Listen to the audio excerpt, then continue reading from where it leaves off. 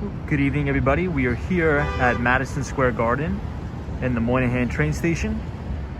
Today we are going to be walking uptown towards Central Park, and today we are going to be talking a little bit about rent and property inflation. But at the time of this recording, 9 p.m., we have futures in the green.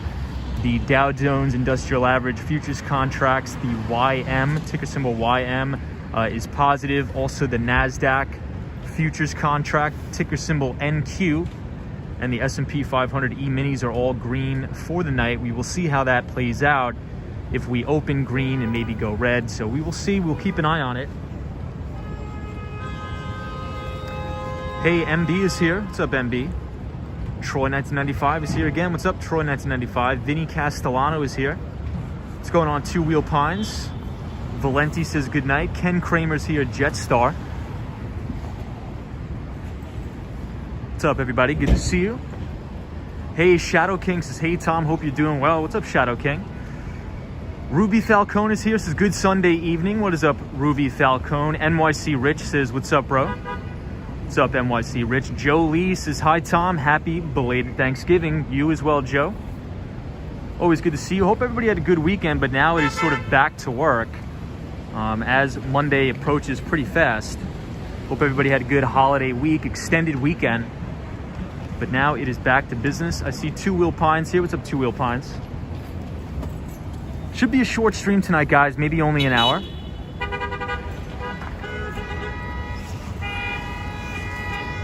Hey, Santa Monica Rodriguez says, hope everyone had a great week. Sunshine After Rain is here. Says, hi, Tom. Good to see you. Faith says, I'm early. Finally. What's up, Faith? I see Sally in here. What's going on, Sally? Jolie, NYC Rich, Ruby Falcone, Shadow King says, hey, Tom, hope you're doing well. Exploration says, green is good. The Jetstar, Ken Kramer. What's going on, everybody? The ABX girl from the Bronx. Good to see you. Buy the Book says, hey, Tom, hope you're doing good. What's up, Buy the Book? British Gray says, good Sunday evening, Tom. British Gray is joining us from the one and only Tampa, Florida. Very cool. So we'll go ahead and get started, but the futures are trading now. So futures are open. And I was checking the futures right before I was leaving the train station to go live. And the futures were green across the board. We have the Dow Jones Industrial Average futures contract. So the ticker symbol is YM for the Dow 30 futures. They're up about, I think, 250 to 300 points. S&P 500 is up just shy of 45 points. So a big rally on Wall Street as we head into Monday morning. But let's see if it holds to the close. Let's see if it holds, or excuse me, to the open. So we'll be watching the opening bell on Monday morning. Hey, Layda's here. What's up, Layda? Good to see you. Busy day in the city. Everybody's traveling back to where they need to go. Everybody's going back to school. A ton of people in Penn Station in the Moynihan train hall. Hey, JPEG43 says oil price is dropping, Tom. Yeah, so we had a big correction in oil on Thursday and Friday. I believe oil was down about 10 bucks, trading in the 60s, the high 60s. So we'll see how that plays out. Kelber says good night. Hello from Brazil. What's up, Kelber? NYC Rich says, where are you walking today? I think we're going to head uptown. I think we're going to head uptown near Columbus Circle. We really never go to Columbus Circle on the stream. Elizabeth says, hi, Tom. Hope you're well. What's up, Elizabeth? Good to see you. Broshi French Toast says, hey, what's up, Tom? Not much. We are here outside of the Moynihan train station. Otto says, hi, Tom. Good evening. What is going on? Alex, what's up, Alex? His Action Kid is out in Manhattan tonight. Very cool. It's actually not that bad in Manhattan tonight. I thought it was going to be colder, but it's not. Valentina says, hi, Tom. Hope you had a good Sunday. I did. I hope the same for you. Juicy says, good morning from Finland. What's up, everybody from Finland? Hope you're well. Layda says, Biden poured the U.S. reserves into the market, I believe. Can't remember the amount. Yeah, I mean, the amount that they released was of such a negligible amount that it probably shouldn't have impacted the price of oil. I believe it wasn't even enough to cover one day's consumption, but regardless, we'll see how it plays out for sure. Alan Wilson says, good evening, everybody. What's up, Alan Wilson? Good to see you. Otto is here. Rich Kelber. JPEG 43. Gossamer 86 says, hi, Tom. Hope you're enjoying your week with your family. I am. Hope you are as well. Brandy's here, says, hey, Tom. Chad says, hey, how are you? I'm doing well, Chad. Doing very, very good. Richard S. What's up, Richard S? I see Hassan.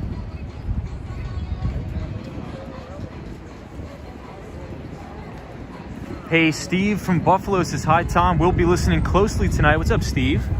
Good to see you. Hopefully you enjoyed your time in New York. Steve, I believe, was visiting from Buffalo, New York. Spent the weekend for the Thanksgiving weekend in the city. Very cool. So I was out late last night and it was actually snowing. Not a lot, but just some small flurries. But it was snowing nonetheless. So the Empire State Building is a very beautiful color tonight. All lit up in blue and white.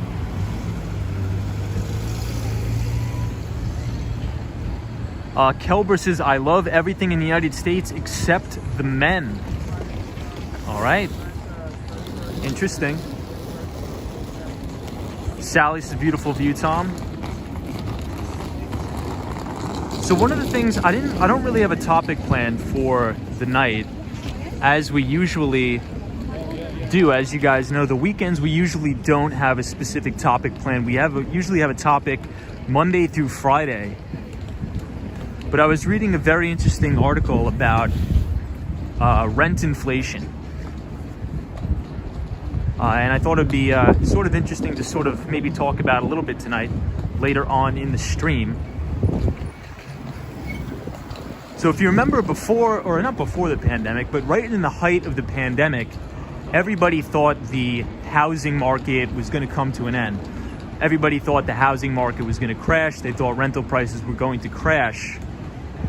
But in reality, what we saw is a very, very brief correction in rents, mainly in very large cities, which I guess is to be expected, but it's very interesting to see that we didn't see prolonged correction in the rental market. And actually in places like New York City, the rental market has recovered 100% and actually superseded their old prices. So people are actually paying more in rent in major big cities than they did during and previous to the pandemic, which is quite interesting. And there's a couple reasons for that we can sort of go in there and talk about. One of them being the very lucrative rental assistance programs, and in relation to single family homes, duplexes and the like. During the pandemic, there's been a lot of forbearances. So essentially people can forego their mortgage payments and then tack those payments on to the end of their mortgage. So the government pretty much essentially came in here and stabilized the market. Some people think it's good, some people think it's bad. You know, it's good for the people that own homes and it's good for the people who already own these assets. But for people who don't yet, for people who are just looking to buy a single family home or just purchase their first home, it's actually made things increasingly difficult, as we've seen the average home price climb over 35% this year. Jordan LeBeau says, hey Tom, how are you? What's up, Jordan LeBeau? Good to see you. As always. Great Walk says, hello from Argentina once again. What's up, everybody from Argentina? Perfect Design says, hello, I'm new here. I'm Jackie, and I have 2 kids. Good to know you, Thomas, and the community. Perfect Design, welcome. Hope your kids are well. I don't have any kids. Starving Artist says, hello, everybody. Hope you're having a nice Sunday. It's only 28 degrees Fahrenheit where I'm at, says Starving Artist. Good to see you. Ron says, hello, Tom. What's up, Ron? I see Lady O here. What's up, Lady O? Is our great moderator from New Jersey. Good to see you. Flex Stream says, the market should rebound strong this week. Last week was a disaster, says Flex Stream. Yeah, well, I guess we'll definitely have to see how it plays out. Before I started streaming, The NASDAQ, S&P 500, and Dow Jones Industrial Average futures were all in the green. So it was green across the board. I believe the Dow was up about 250 points and the S&P up about 41. So almost a percent, almost a full percent green. So we'll see how this plays out going into Monday.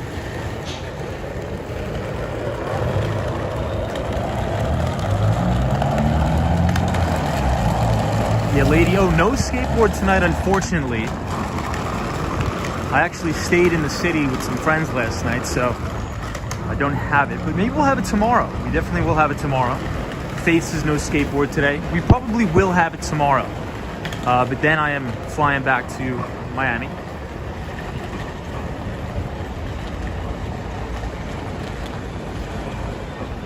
So here we are at the Long Island Railroad overlooking the one and only Empire State Building.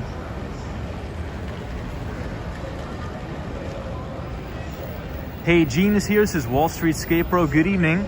I hope you had a great Thanksgiving, Tom. Right back at you, Gene. Thank you for being here. Hope you had a great weekend as well. I see Penelope here from the one and only Tennessee. Perfect Design says, how many kids do you have? I don't have any kids. No kids. So we're gonna walk down 34th Street tonight. Jordan LeBeau, good to see you. Lady O, I see you in here. What's going on, Lady O?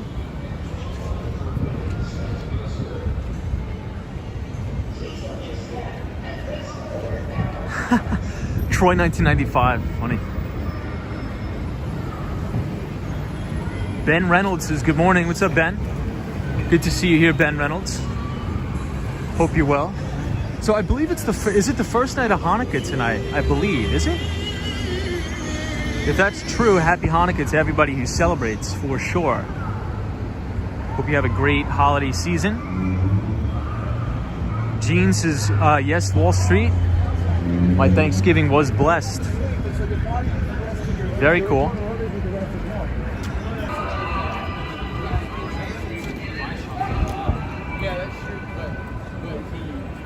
So as I was reading this article as we walk here down 34th Street, something really caught my eye that says usually everybody's rent this year went up at least 13% across the country, which is pretty astonishing, especially since, you know, a lot of, I would say, middle class to lower class people are the majority of the people who are actually taking the brunt force hit from the pandemic and who are actually getting hurt by it. So it seems as if, especially in big cities like New York and Boston and LA, where you would have expected rents to actually collapse due to the COVID pandemic, they've actually increased quite a bit. And one of the reasons for this, in the article, it states, is that a lot of the landlords who are not getting paid their rent during the pandemic are raising the rents now that the eviction moratoriums are lifted, so they can finally kick some of the tenants out who haven't been paying. And in order to make up for lost rent, they're actually raising rents across the board on existing renters and on new renters. So to me, you know, according to the studies, it seemed like all of the eviction moratoriums by and large backfired and didn't really help anybody over the long term, because landlords are just increasing rent to make up for the lost rent. So it was pretty interesting to read.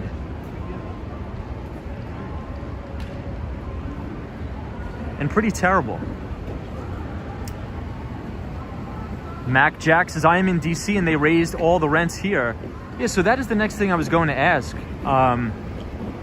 You know, I like to ask the community here, is that what you're seeing in your neighborhoods too? So wherever you guys are, you know, not necessarily in the United States, but across the world, are you seeing, if you're a renter now, has your rents increased, or have your landlords sort of nudged to say that, hey, you know, once your lease is up, we are going to increase your rents? I'd be very interested to see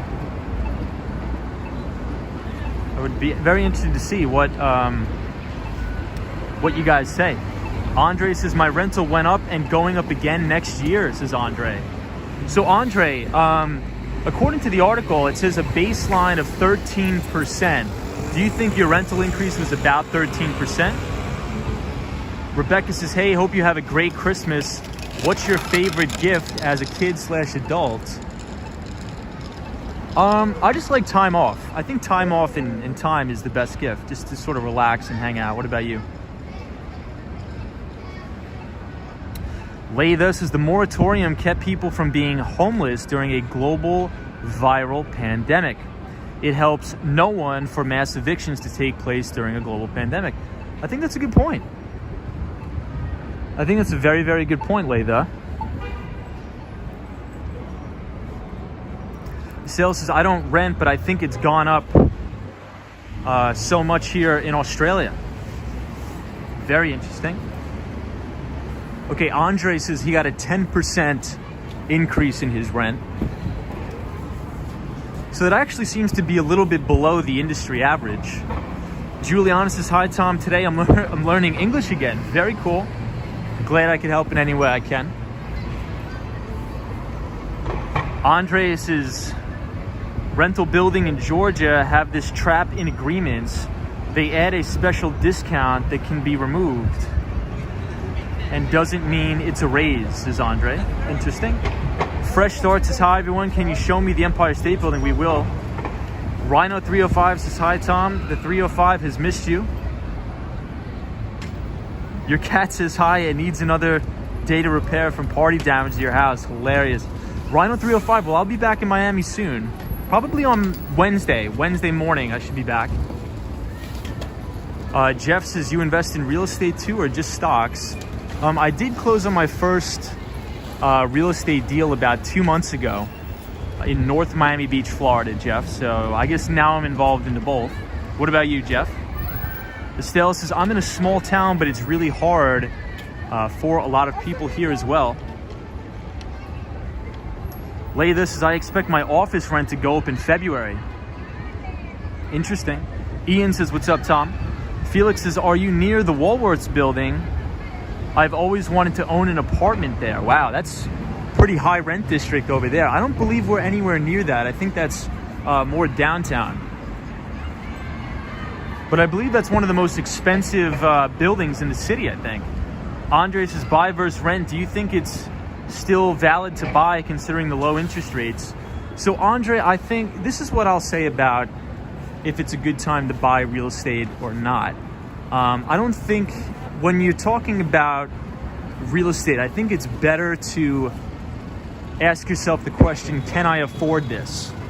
Right? Because real estate is not like stocks. It's not like slinging paper around. You know, real estate is an actual hard asset that you live in, you have to maintain, and things like that. You have to make repairs, things go wrong, the roof leaks. You have to take all of that into consideration. So for me, it's not, you know, is the market overheated? Is the market in a bubble? You know, are prices low? Are prices high? It comes down to, can I afford this deal and is it a good deal?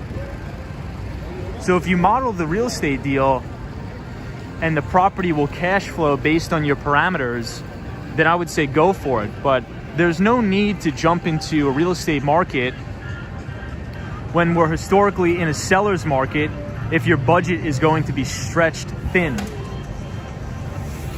So for me, in terms of real estate, I never say it's a good time to buy it, it's a bad time to buy it. All depends on, can you afford it? And if the deal makes sense. Every real estate deal is different and unique.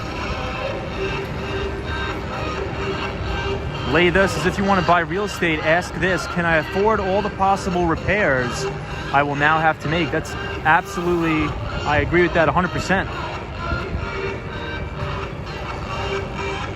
Tatiana says, hey, good evening. Macy's here. What's up, Tatiana? Brandy says, just for perspective, rents for those in tax credit buildings even shot up.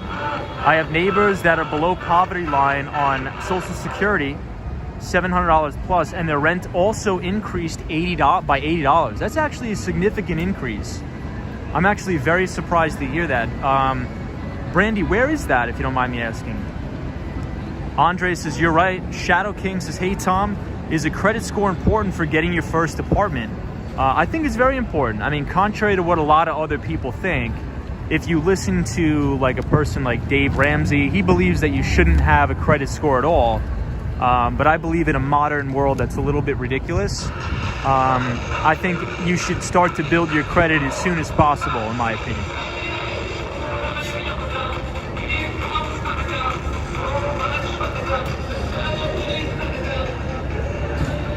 And one of the easiest ways to build credit when you're young is just by getting on a credit card with your parents or an uncle or a good friend you have, and just you know, maybe fill your gas tank every month and just pay it off in full. The biggest thing about building credit on a credit card is you never want to carry a balance, because the interest on the majority of credit cards out there are pretty egregious.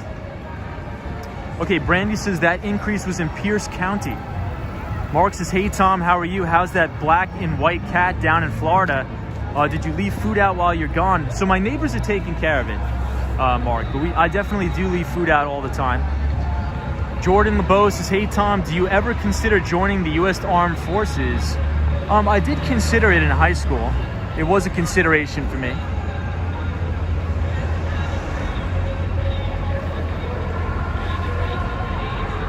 Maya says, hi Tom, I'm late to your live streaming. No, you're early, Maya. Good to see you. Asia Unscripted says, good evening. What's up, Asia Unscripted? Flex Stream says, I think Action Kid is in Rockefeller Plaza. Very cool. Rockefeller Center is one of my favorite places in the city. Rhino 305 says, Tom, you should raise your rent now before you get tenants. They'll never know and won't complain as much, says Rhino 305. Valentina says, there are a lot of people on the street. It's Good Sunday in the city. Yeah, there's a ton of people here, but when I was in Penn Station today, there was so many people getting on the Amtrak, and I believe it was the majority of college kids going back to school in upstate New York and DC and the like. But yeah, Rhino 305, maybe I'll consider raising rents. Maybe I'll consider it.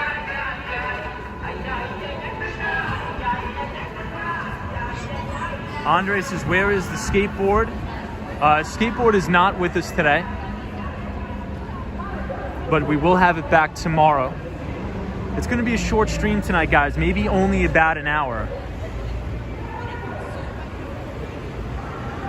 Sharon says, hi Tom, I'm watching your live after so long because of the time difference. Well, welcome back. It's good to have you back. Thank you for watching. JPEG43 says, tree goes up Wednesday. Gonna be there, Tom. So I may be flying back to New York City not New York City, flying back to Miami on Wednesday.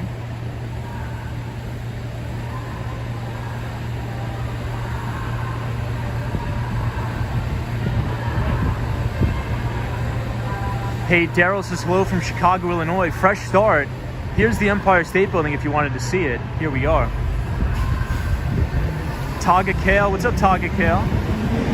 Just wanted to say hello to everybody in the stream. It's been a minute. Good to see you. It has been a minute.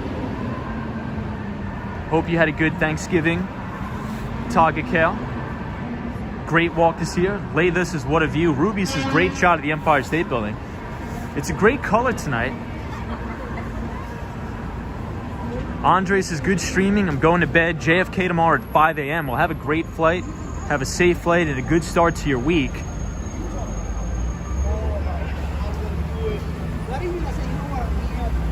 VRA is okay. Says, hello from the Upper East Side. I work next to the Empire State Building and see it every night, but still like watching these walks. Well, thank you so much. Appreciate you being here. I hope you had a great holiday weekend as we head to the new week ahead. Edwin says, U.S. stock market up or down on Monday? Well, before I went live, I checked the futures. So if you want to know what the futures are doing, you could look at the E-mini futures contract on the S&P 500. And the ticker symbol is ES, and that is the ticker for the E-minis contract on the S&P 500. We were up about 41 points, or almost 1%. The Dow futures. The ticker symbol is YM for the Dow Jones Industrial Average futures contracts. We were up about 350 points. And I think the NASDAQ was up the most. So it looks like we're going to have a green open, but let's see if we can hold. Hey, Two Wheel Pines, thank you so much for the $1 super chat. I appreciate the support. Thank you so much, Two Wheel Pines. Edwin, hope you're well. Hey, Melee is here. Happy Sunday night, Melee. Christian says, epic view. War Walker says, good evening, Tomcat. It doesn't look windy as before. It seems the wind has died down, which is good. I was actually walking around yesterday, very late last night. Very, very late last night. It was actually snowing in New York. So very cool.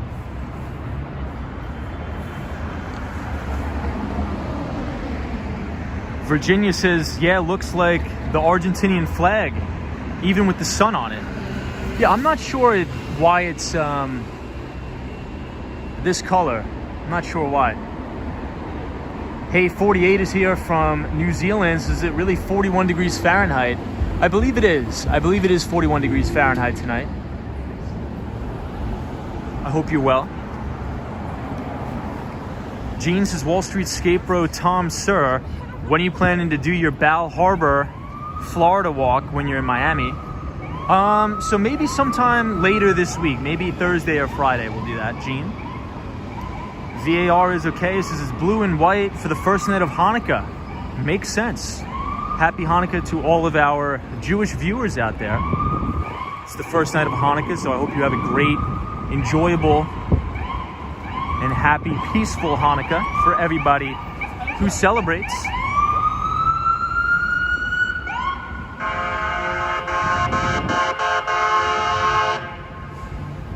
Hey, Chris Mills says 5 inches of snow in Ontario, Canada today. What's up, Chris? Nicole is here. What's up, Nicole? Mark says, congratulations, 26-year-old buying a house in Miami. That's so great. Thank you, Mark. Appreciate it. Nicole says it was snowing here also the last 2 days. It looked nice, I'm not going to lie. The snow did look nice yesterday in the city.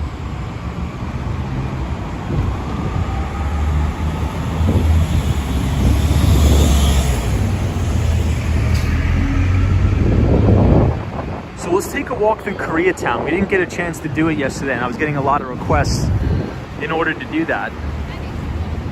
Hey, RL's here. It's the second newsletter tonight. Yes. So the newsletter should be on a timer, and it should go out probably within the next couple hours, actually. I set it to go out. So RL, yeah. Ian says, what was your very first job? I think my very first real job, I believe, was delivering pizzas. I was delivering pizzas. But my very first job that wasn't like a real job is I would go to a golf course and collect the golf balls out of like the dirt. And then I would give them back to the golf course for like 5 cents each. But I used to do that when I was a kid.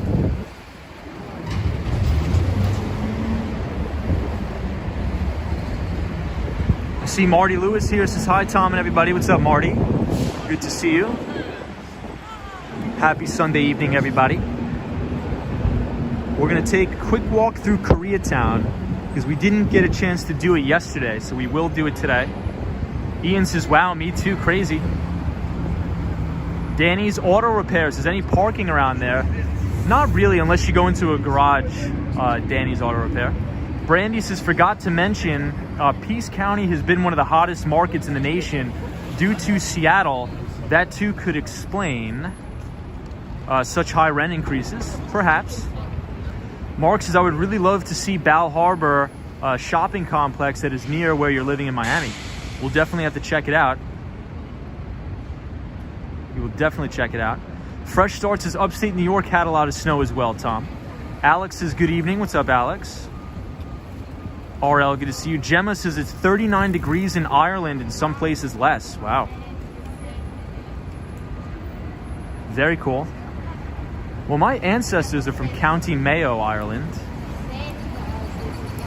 I'm just trying to make sure I didn't miss anyone's comments. Hey, Penelope says you worked at Express. I worked there too in 1985. Wow, Penelope. Yeah, so I actually, when I was a teenager in college, I did a part-time job working from 9 p.m. to 3 a.m. at the Express right in Times Square. It was horrible. It was the worst job I've ever had. La Paz says, regards from the Dominican Republic. What's up, everybody from the Dominican Republic?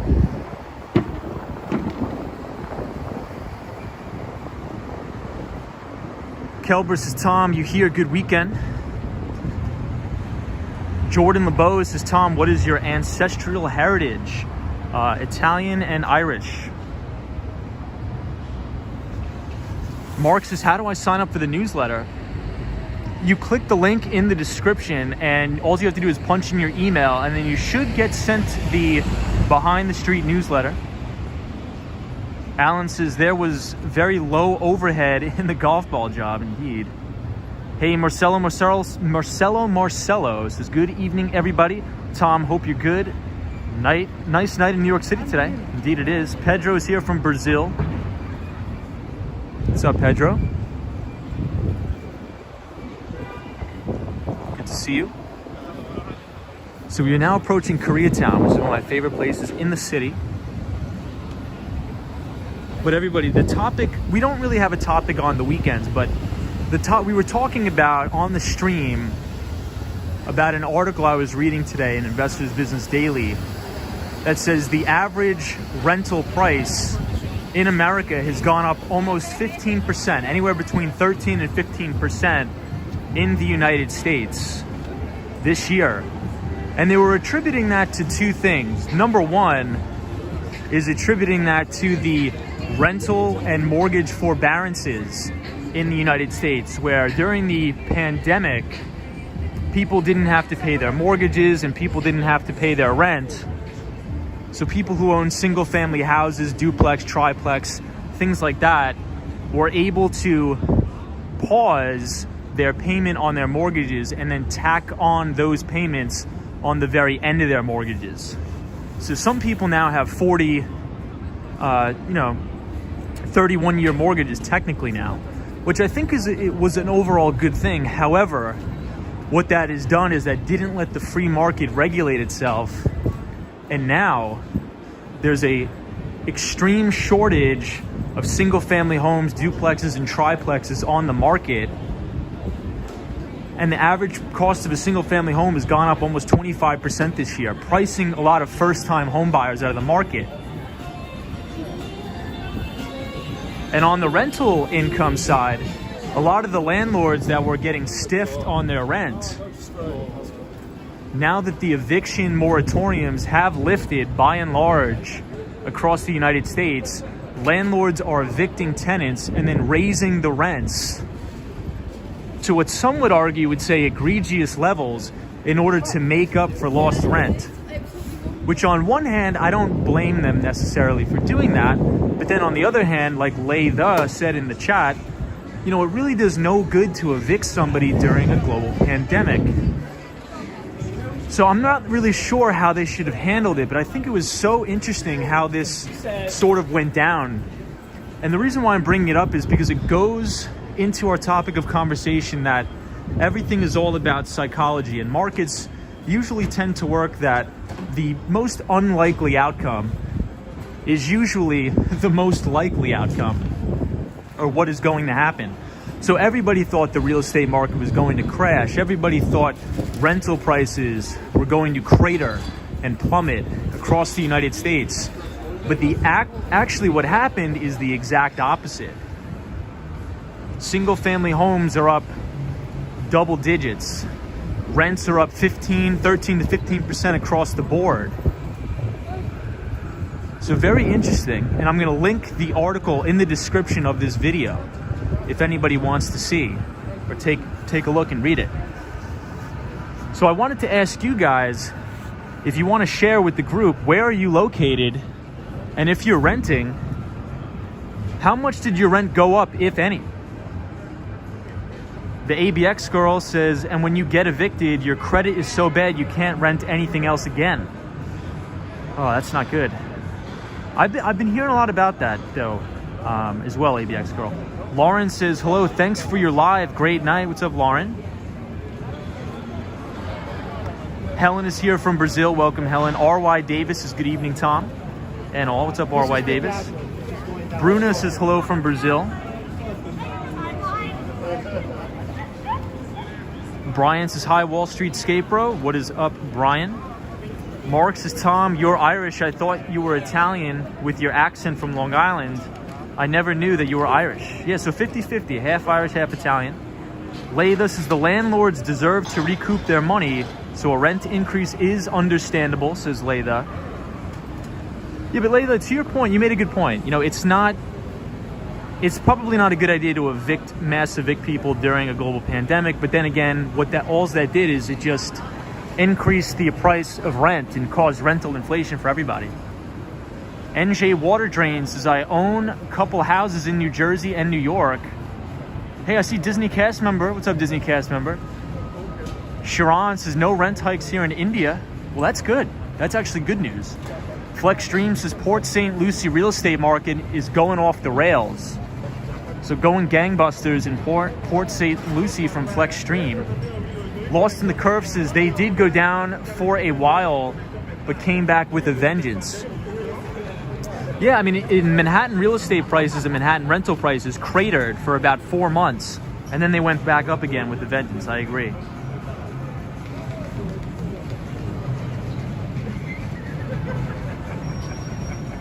Let me just make sure I didn't miss any of his comments.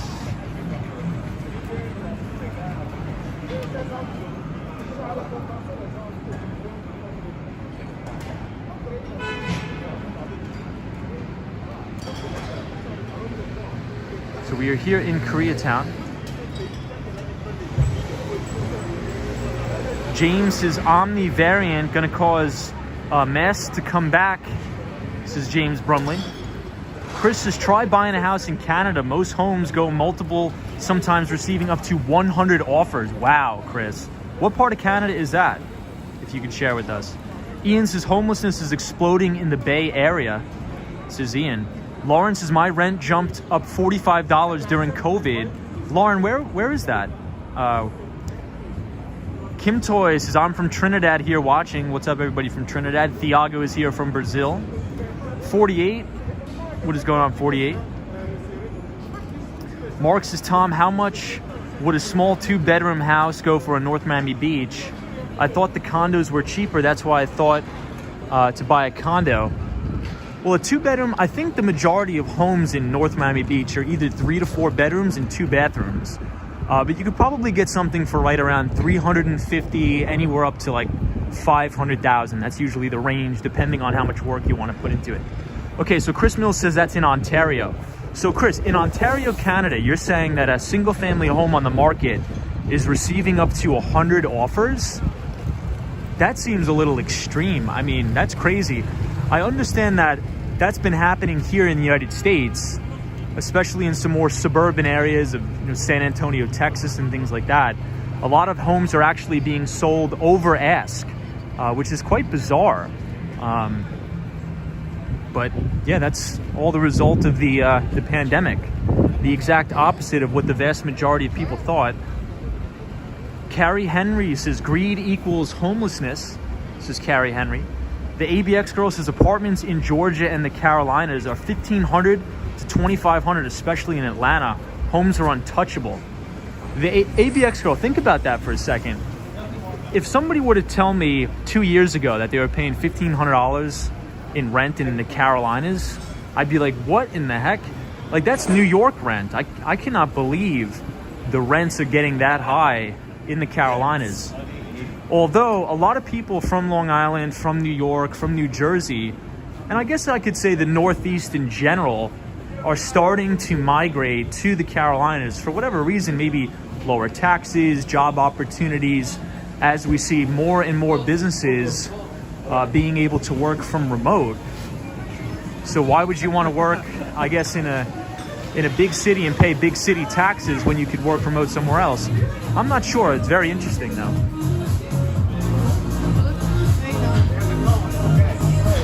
Hey, Ren10. What's up, Ren10? Good to see you.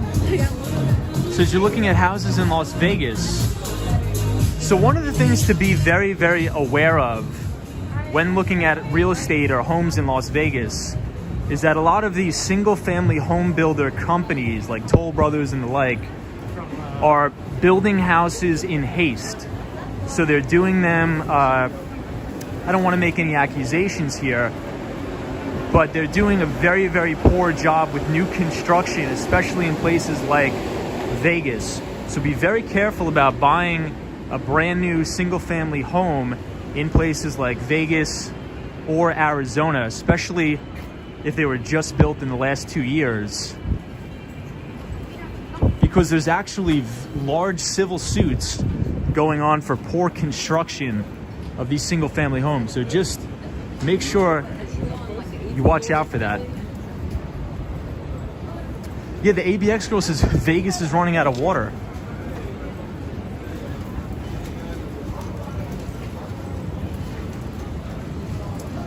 Hey, I see Shot by Scott in the chat. Says Sunny Isles Beach, Florida, rents are almost up 40%. That is crazy.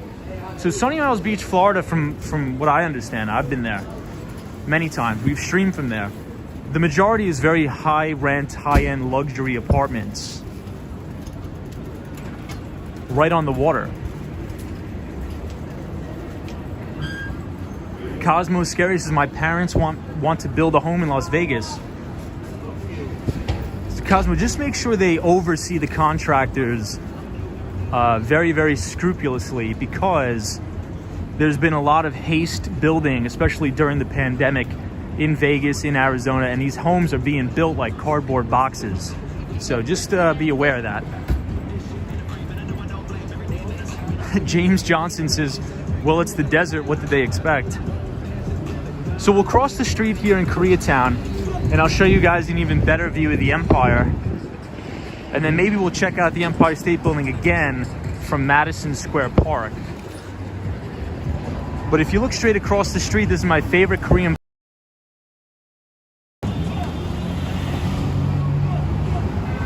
Dorset says, is real bro. Mark says, I got 10 offers on my house here, but people don't want to give me the full value. They try to cut it down.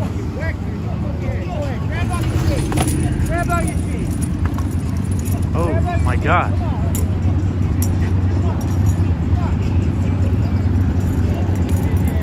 Jeez. Hey, Chris says, loving the live stream, miss New York City from Australia.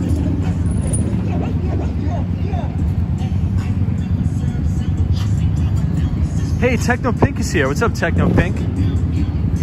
Techno Pink's joining us from the Dominican Republic. Always good to see you, Techno Pink. Ruben Dario says, I'm new to Korean food. Any suggestions? I'm not good with pronunciation of the names of Korean food, but I could recommend a couple restaurants. If you come to New York City, I would go to Take 31, which is a great Korean restaurant here. Richard says, dude, walk the other way from those guys. This is Richard Tracy. Good to see you, Richard Tracy. Hey, Charlie Richardson. Good to see you, my friend. Lay, this is in New York City. You just never know. Kim Toy says it's scary. Yeah, I mean, there's two guys going at it. Whatever. It happens all the time. Carrie says, be careful. At least you're a guy. Crazy people out there. James Johnson says, Koreatown is loaded with good Korean barbecue. Indeed, it is. Hey, Quants is here. What's up, Quants?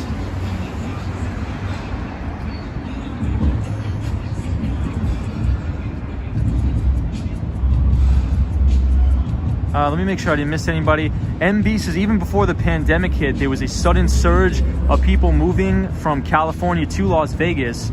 Well, MB, I think that's mainly due to the tax liability. So people in California were paying egregious taxes, so they're moving to places like Vegas, Arizona, and even Texas, I think, as well. A lot of my friends who worked in Silicon Valley and the Bay Area, San Francisco, have since moved to Boston, San Antonio, Texas, and Miami, Florida. Ren 10 says Vegas is a great bang for your buck. Major airports, great food, lots to do. What's up, Ren 10? Good to see you here. Richard Tracy says, you're the man. Happy holidays. You're the man as well. VAR is okay. It says LOL. My friend just bought a home in Vegas. The thing fell apart. Yeah, I mean, especially you have to understand the rock that the homes are being built on. It's not like building in New York. It's very, very different. And especially now, homes built in 2020 are probably going to be the worst built homes ever because they were all built in haste due to the pandemic. So if anybody wants to search that on YouTube, there's so many news, I shouldn't say news articles, but news stories about terrible building of single-family homes in Las Vegas, where actually the people are suing Toll Brothers and the like. So this is the greatest Korean barbecue place in New York City. It's called Baekjung right here. Amazing place.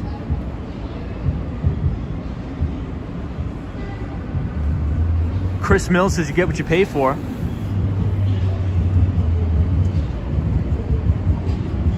Laytha says in Cali, the forest fires were driving people out before the pandemic. The pandemic just amplified it. So I'll give you guys one more look at the Empire State Building. And as we found out from viewers in the stream, it is lit up for the first night of Hanukkah. So happy Hanukkah to everybody, all of our Jewish viewers around the world. Happy Hanukkah. Dor says, are you a journalist? I am not a journalist. I work in tech. I see Basically Biz here. Says, good evening. What's up, Basically Biz? Photos from around New York is here. What's up, Photos from around New York? Cosmos Scary says, we toured some Toll Brothers homes and they looked amazing.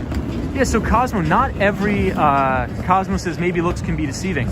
So not every home is built terrible by them, right? I'm just saying there's been a couple circumstances now, especially in those markets like Las Vegas and Arizona. So Nevada and Arizona, where during the pandemic, these single-family home builders were building homes in haste. With poor materials, things were built very poorly. So just watch out if you're buying a new home or new construction. Richard says, happy Hanukkah indeed. Lost in the Curve says they must be paying off city inspection then. Construction can only be as bad as inspectors allow. So you're saying it could potentially be some corruption. Interesting. Well, I mean, that wouldn't be anything new. MB says, beware of model homes. 90% of what you see are upgrades, says MB.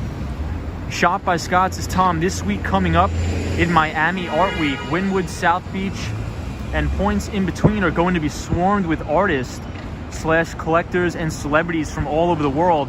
It's awesome. Hurry back. We're definitely gonna have to do that. Shot by Scott. That sounds great. I was seeing some stuff on Twitter about that. But we'll be back in Miami later this week. But I want to show you guys before we head uptown. This is the best Korean restaurant in New York City, in my opinion. It's called Take 31. Take 31. Daryl says, Tom, Action Kid is going to Bryant Park now. Awesome, Daryl. Lady O says, Tom, when are you flying back? I am flying back on Wednesday morning. Disney cast member says, in the Villages, Florida, when we did landscape design, we found the walls between houses were made of styrofoam covered with cheap stucco. How terrible. Yeah, that does sound terrible. That sounds really terrible. So a lot of the homes in Southern Florida, especially if you buy a home that was built between 1950 and 1970, the majority of them are very, very strong concrete block construction, which is good. So here we are at Take 31. This is the best Korean restaurant in the city, in my opinion. If you guys are looking for good Korean food in New York, this is definitely the place to have it. Right here at Take 31.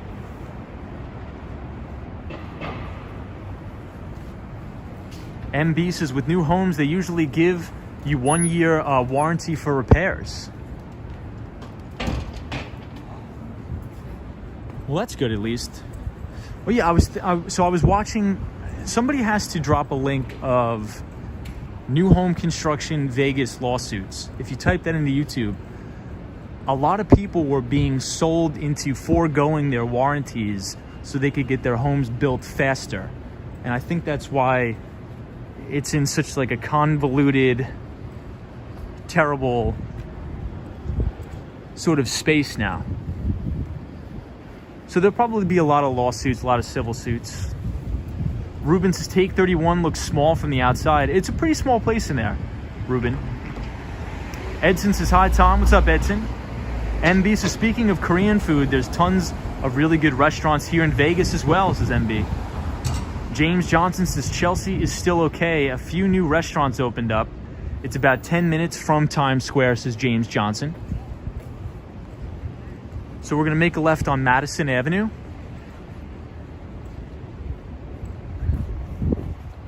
And you can see the brand new One Vanderbilt building. GUI says, I still don't get why they were building homes in haste and why/how this implicates in low material quality. Rush or money was the problem. Yeah, so I think what happened was during the pandemic, you had a mass exodus from major cities. So you think New York, you think Boston, Miami. Well, not Miami, people were going to Miami. But anywhere in the Northeast and from California, people were fleeing high-priced cities and want to buy single-family homes in low-tax states. And they did this for two reasons. The number one reason was to escape the so-called, well, not the so-called, the COVID pandemic. They think it's a lot safer to raise a family with your own home, your own lot of land, etc., etc. So they were rushing these home builders to get these homes built as fast as possible. And by doing that, they also drove up the prices of a lot of single-family homes, especially new construction. Because if you look at the data, there's actually a significant shortage of homes available on the market. And I think the by and large, the main reason for that is because there's been significant underdevelopment and underbuilding in the single-family to multifamily, I would say anywhere from 5 units or less. There's been significant underbuilding in that, and a lot of people are actually quite reluctant to listing their homes for sale. Because who wants to move in the middle of a global pandemic? Look at this crack in this here. Lost in the Curve says tons of baby boomers are retiring as well. James Johnson says now many of them regretting fleeing New York because of the pandemic. James, is that true? A lot of people are regretting fleeing New York? I'm not sure about that. 48 says all new houses here in New Zealand have to be double glazed windows and fully insulated. So 48, it's interesting you mention that because I was talking to one of my good buddies from Italy that came to the United States to play soccer. And the first thing he said, he's like, your guys' houses are like made of paper mache. They're made of cardboard. Because he's used to the beautiful, unbelievable, solid rock and marble buildings that have been around for hundreds of years in Italy. So coming from Italy to the United States and seeing all of this cardboard, pretty much just the way he described it, he's like, your homes look like they're built and made of sticks. Thought it was quite funny.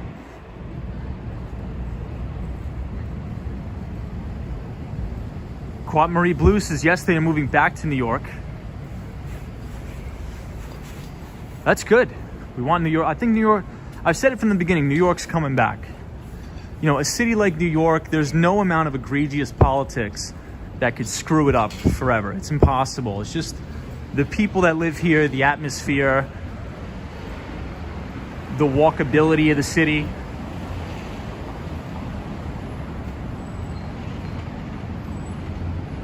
Basically, Biz says low mortgage interest rates has encouraged many people to make purchasing decisions. Absolutely, I think you're spot on. You know, ever since the,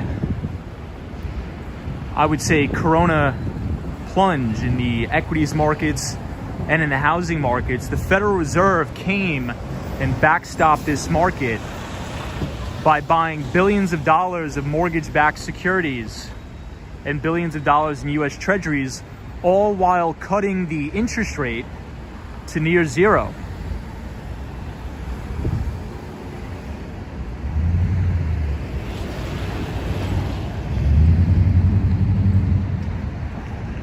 So I definitely agree with you there. Artificially low interest rates and money printing is creating inflation, not only in the CPI, but in the price of assets. So you think about real estate, single family homes, equities. I agree. Mr. O says Chicago is so beautiful too. Love the city of Chicago. So here we are, guys, on the corner. I'll give you another view of the Empire. Trevi30 says, hello again, Tom. How are you, sir? I'm doing very good. Good to see you again. Lost in the Curve says, baby boomers, generation born World War II, 1945 to 1963-ish. James says, Dorr said a boomer is someone who was born between 1964 and 1965, 1946 and 1965. Renten says, I heard about the Santana Row incident. Haven't heard of another one. Still a very safe place to be. That's starting to take place in other parts of the country now. Bad politics is the problem, says Ren 10. Carrie says, you must be a young guy. You're upbeat. Appreciate that. Juliana says, Tom, did you visit the summit yet? I have not visited the summit yet, but that is on the bucket list to do. Savi is here, says good night, everybody. Martha says, hola, hola from Oklahoma City. Welcome, everybody from Oklahoma City. And Canada. Sunshine after rain says beautiful view. Ed Dunkel says One Vanderbilt looks great. Michael says I've seen more houses in the market now than in 6 months. Or Michael, do you mean you've seen more houses on the market now in the past 6 months?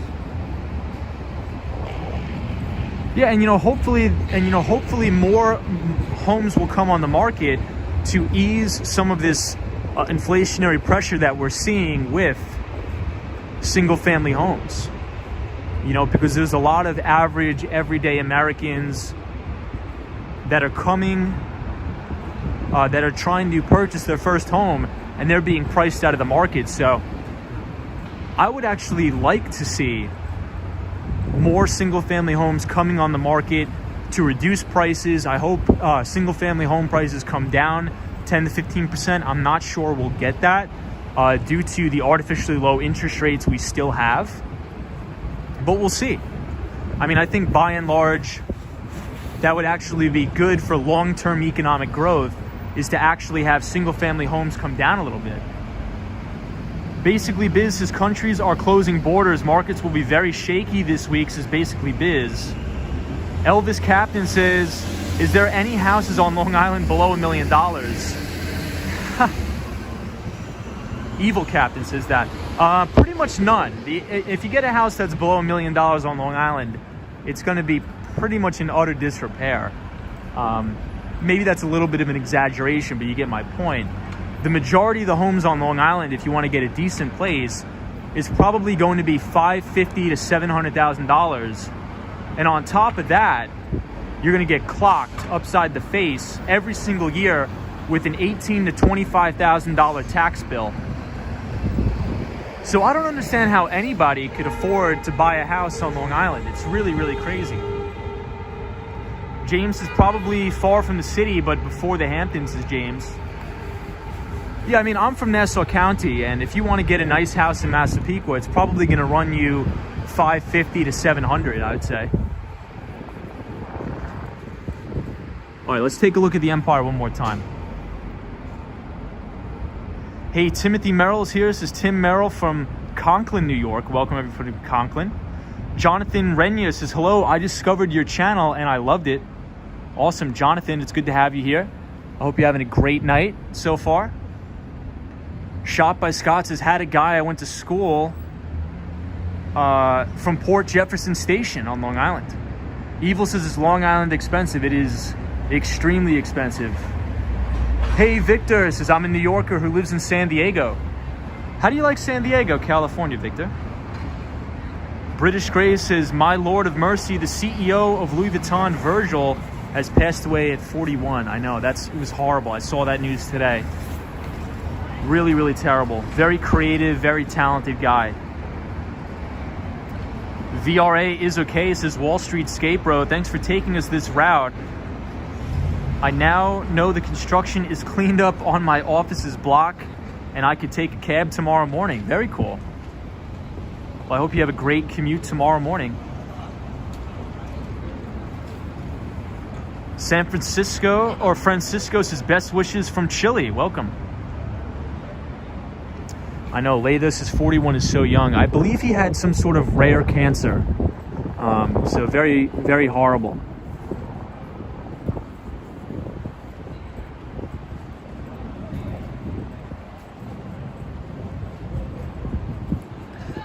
Victor is in the chat. A fellow New Yorker, now moved to California. So the Empire State Building was built in 1932. By the book says, how can people afford such exorbitant home prices? Salaries are not keeping current with prices. So I think, from my perspective, and please definitely guys feel free to drop what you think in the comments. What I've been seeing a lot on Long Island is a lot of middle-class people are being priced out of the market. So in order to afford a single-family home, there's multiple families that are buying one house.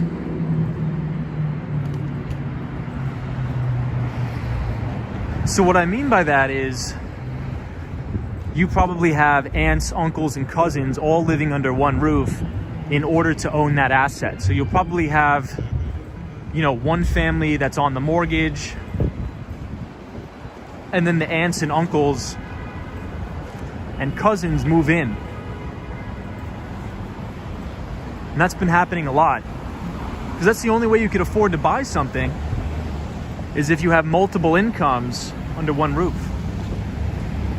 Aquamarie Blue says they live 2 or 3 families together. Yes. Hey, Melanie Sam is here, says hello. What's up, Melanie Sam? As we make our way up Fifth Avenue and East 36th Street. Obama says Amazon pays $16.75 an hour. Francisco says, I love this. Thanks so very much to show us New York City. Someday I'll be walking too. I hope you will. Layla says multiple generations of one family are buying homes. I agree. Hey, Patrick.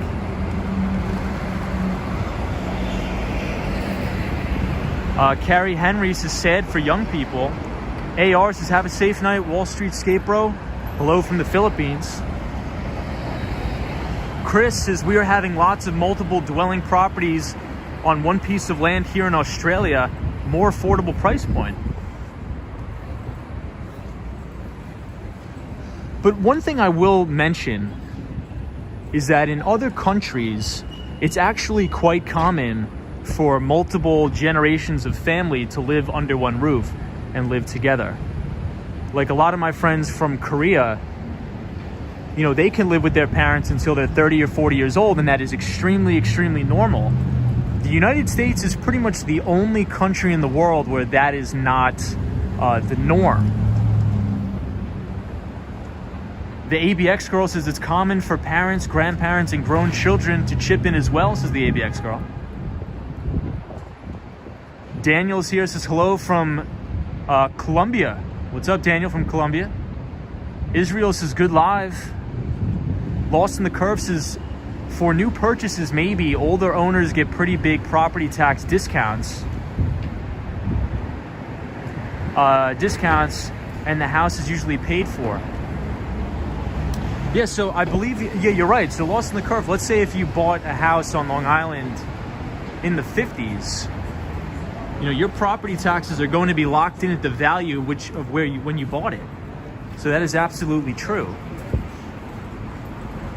But it's still, in comparison to in comparison to property taxes across the country, Long Island and I believe a specific county in New Jersey is the highest property tax rate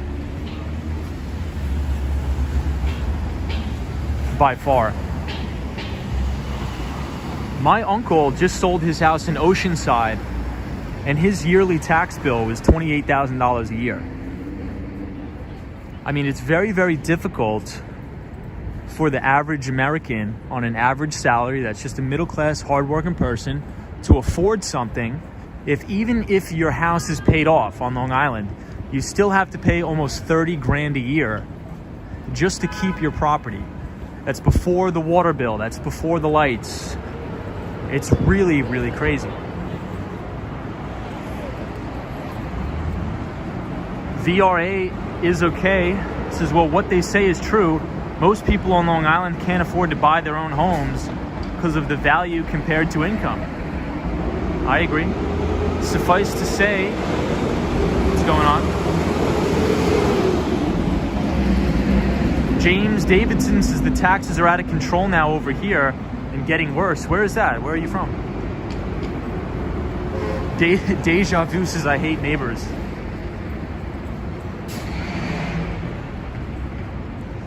Lay thus says the United States is highly individualistic culture. I agree with that. Deja Vu says you'll never own your own home with 3 exclamation points.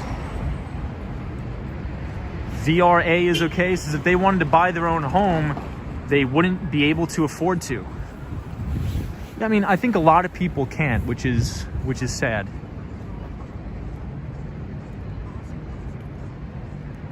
Running at altitudes, as many builders are offering next-gen floor plans, which offers a separate entrance, garage, kitchenette, bathroom, and living areas. Is running at altitude. Very cool. Brunis has come visit Rio de Janeiro. I would love to.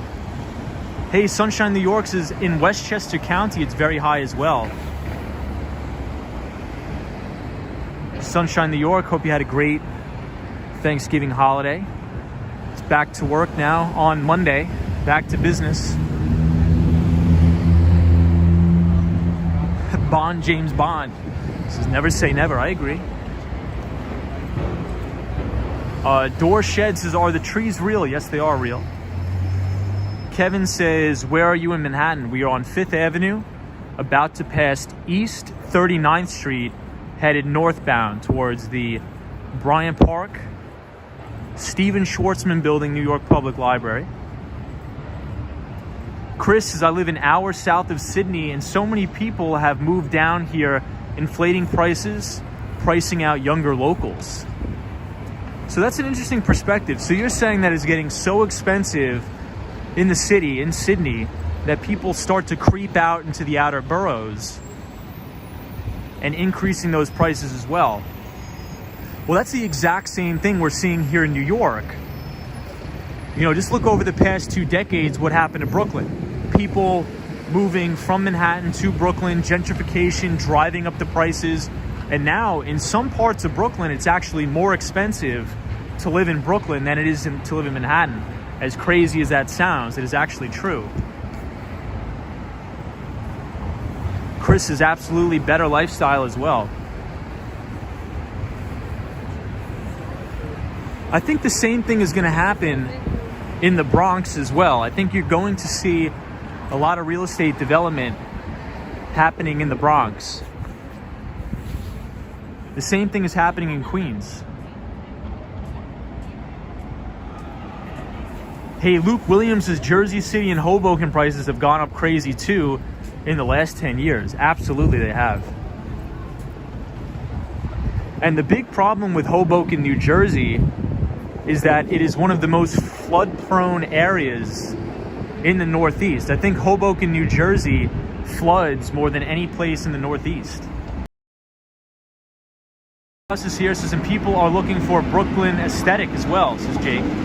Disney cast members has just found the house needs a lot of work. I don't know what the outcome of that will be. Yeah, Disney cast member, make sure before you buy the house, you do all the inspections. Don't forego absolutely anything. Make sure you nail down all of those necessary inspections. Leida says, Hoboken is so noisy and it floods. But the views of Manhattan are absolutely beautiful in Hoboken, New Jersey. Kevin says, you will be passing St. Patrick's Cathedral very soon. James says, used to live in Brooklyn, New York, and I grew up there. Now I live in New Jersey. Sunshine, New York says it's actually already starting in the Bronx. So rents are already going up in the Bronx. Very interesting. Yeah, and you would never think even 10 years ago that the Bronx would get significant real estate development. You would never think that. But I'm actually putting my money that the Bronx will probably be as expensive or more expensive than Queens in the next 10 years. Evil Captain says, is there any Asian American in New York? A ton. There's a massive, massive Asian population here in Chinatown, also in Flushing, which is actually the largest Chinatown here in New York, in Flushing, Queens. There's a very big Asian population here. Yep. Basically, business is happening now. Maya says, everything is getting expensive. My rent went up too. Yeah, so Maya, that was the topic for tonight's stream, is that they were saying due to the rental forbearance and the mortgage forbearance that rents across the nation, by and large, have gone up well over 13 to 15%. And I think by and large, not only the mortgage forbearance and the rental forbearance, but I believe we can blame the Federal Reserve for locking the interest rates near zero and buying billions of dollars in mortgage-backed securities as well. 48 says, I love Christmas in New York City. British Grace is the only neighborhood in Tampa has higher property taxes is Tampa Palms. Very interesting. Ed Dunkel, I see you. Says Joshua Tree is getting expensive. Obama says Mott Street. So we'll take a little walk around Bryant Park, and then we'll head back uptown.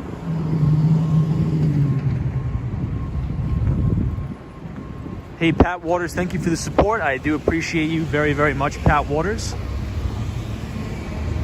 Mark says the assessed value of properties goes up every couple of years. Whenever a guy comes around and assesses the property from the city, you can't fight City Hall. So Mark, to give you some perspective, I don't think I told you this. So my place that I just closed on 2 months ago in Miami, I'm paying about, I think it's $4,300 a year in property taxes. Now that's actually pretty high, but coming from Long Island where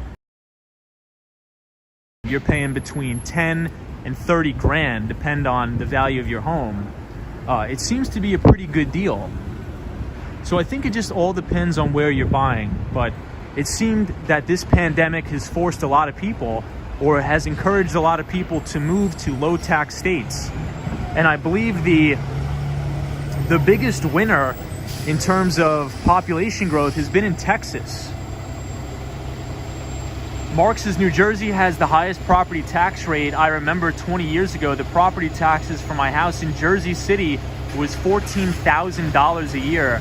And that was 20 years ago. Wow. That's really crazy. Hey, K-Kids is living in Bryant Park. So we are here in Bryant Park, yes. Walt Disney is here, says, hey, everybody. What's up, Walt Disney? Good to have you here. Good to see you.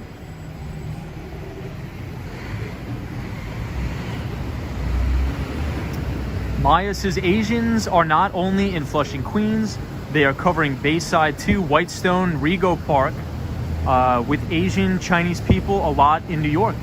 Yeah, New York is a very, very diverse city.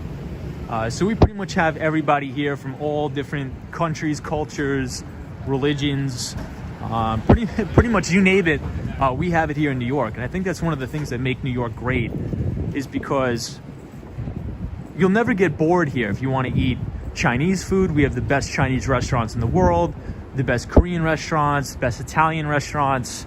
So that's one of the main reasons why I love New York so much, in my opinion. Hey, Mario Howell is here. Says, good evening, everybody. What's up, Mario?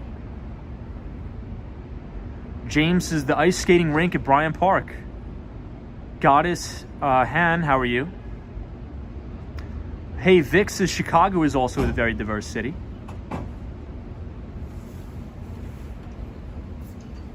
Yeah, I've never been to Chicago, but I would like to visit.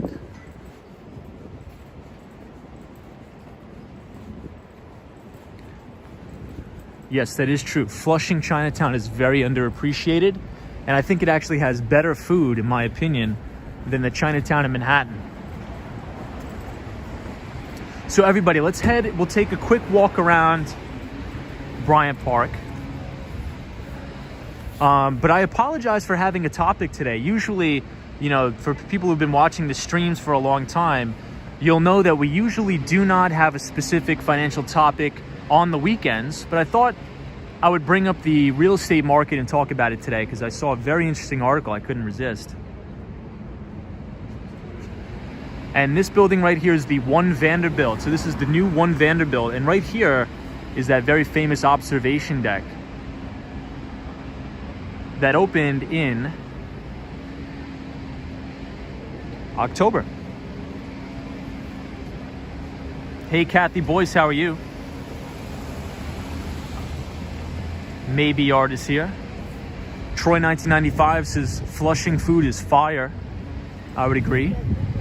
Some of my favorite soup is in Flushing, on Flushing Main Street. Phenomenal. I always go with one of my old work buddies that is Taiwanese.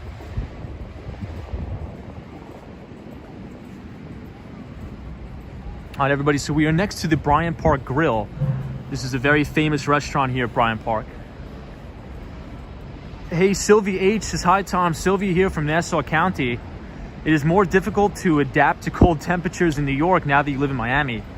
It definitely is. So I got off the plane, and when I took off from Miami about last week, it was right about 82 degrees outside, and we landed at a very brisk 43. So I think it's going to take some time to adapt, but then again, I have lived in New York all my life, so I'm very used to freezing weather.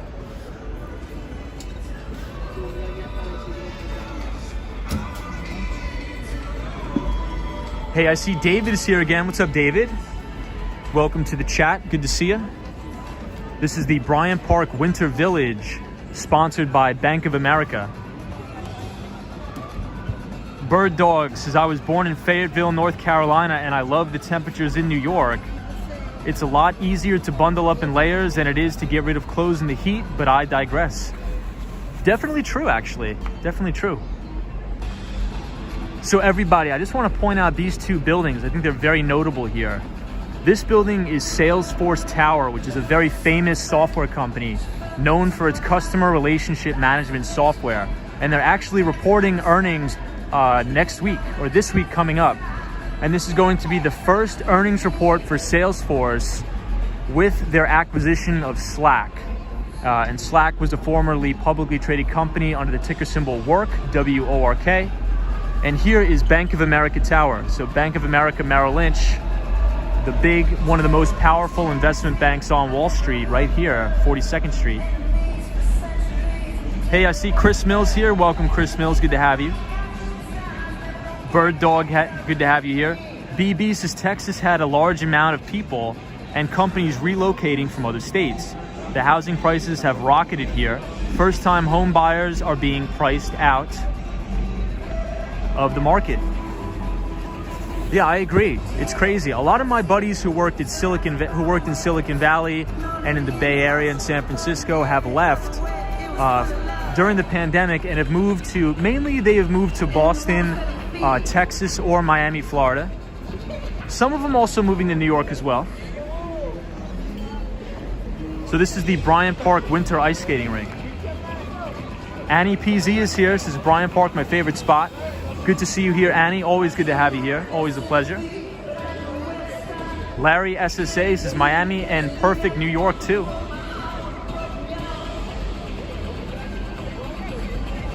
Pat Waters says last night we couldn't even move. It was elbow to elbow here. Yes, it was. It was crazy.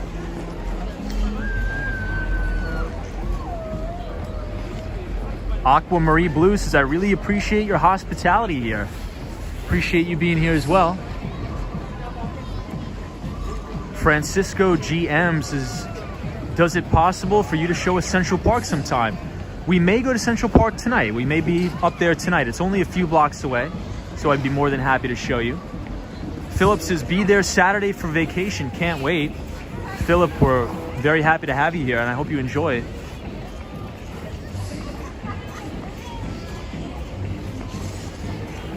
David says, what is one thing that we could learn from Warren Buffett's expertise? Well, Warren Buffett is by and large a value investor. So what he does is he likes to look for companies that he deems to be either undervalued or at fair value. So I think you can learn a lot about fundamental securities analysis. Headphones, cameras, and other electronic devices are not permitted on the ice. To use your device, please step off the ice. Remember, your masks must cover your nose and mouth for your entire visit to the rink. James Bond says, Silicon Valley, the place to be for high tech.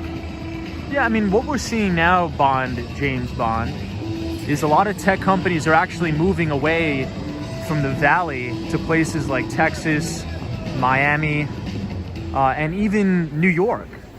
So I think you're going to see a big brain drain coming out of California, going to places like Miami, New York, and Texas.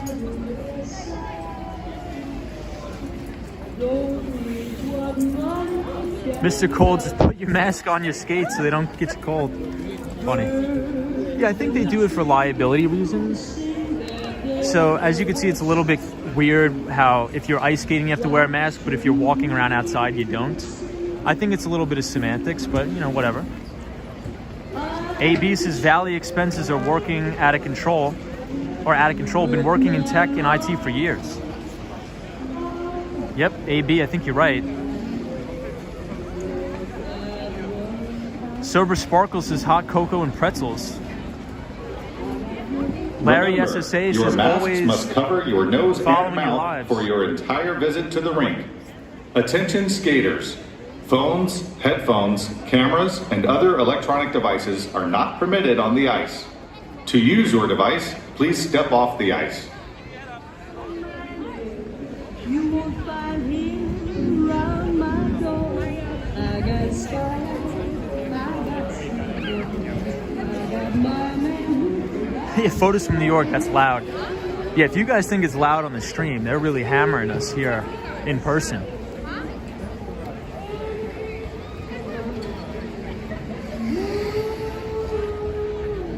So I'll show you guys the Bank of China. Right here, this building in front of us is the Bank of China.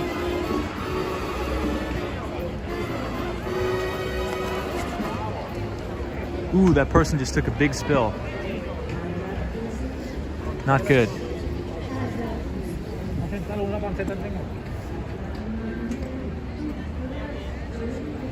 Kevin says, where's the tree? So the tree is at Rockefeller Center. This is Bryant Park.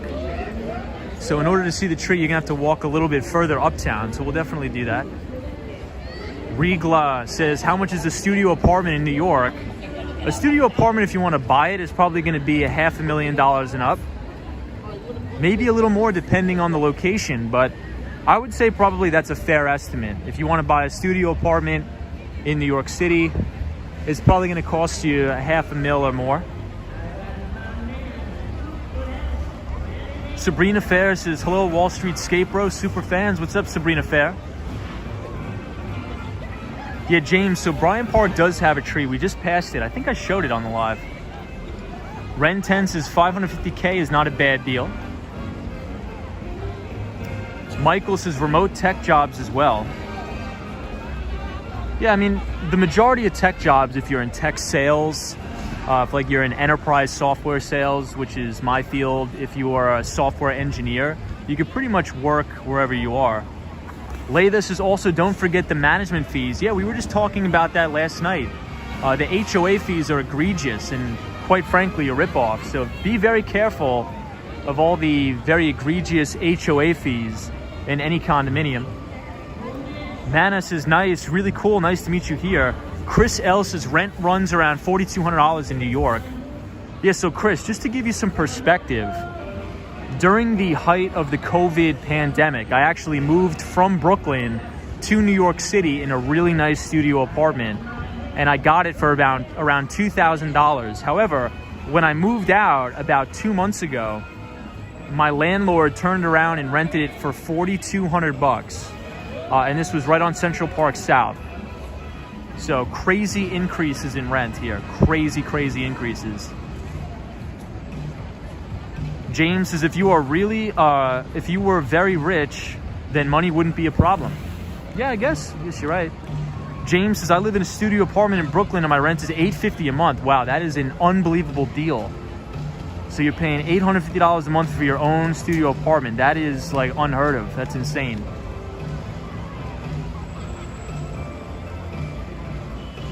This is Tom. Central Park South is a premium location though. Yeah, it was the best thing. I think it was the best deal I've ever gotten in my life.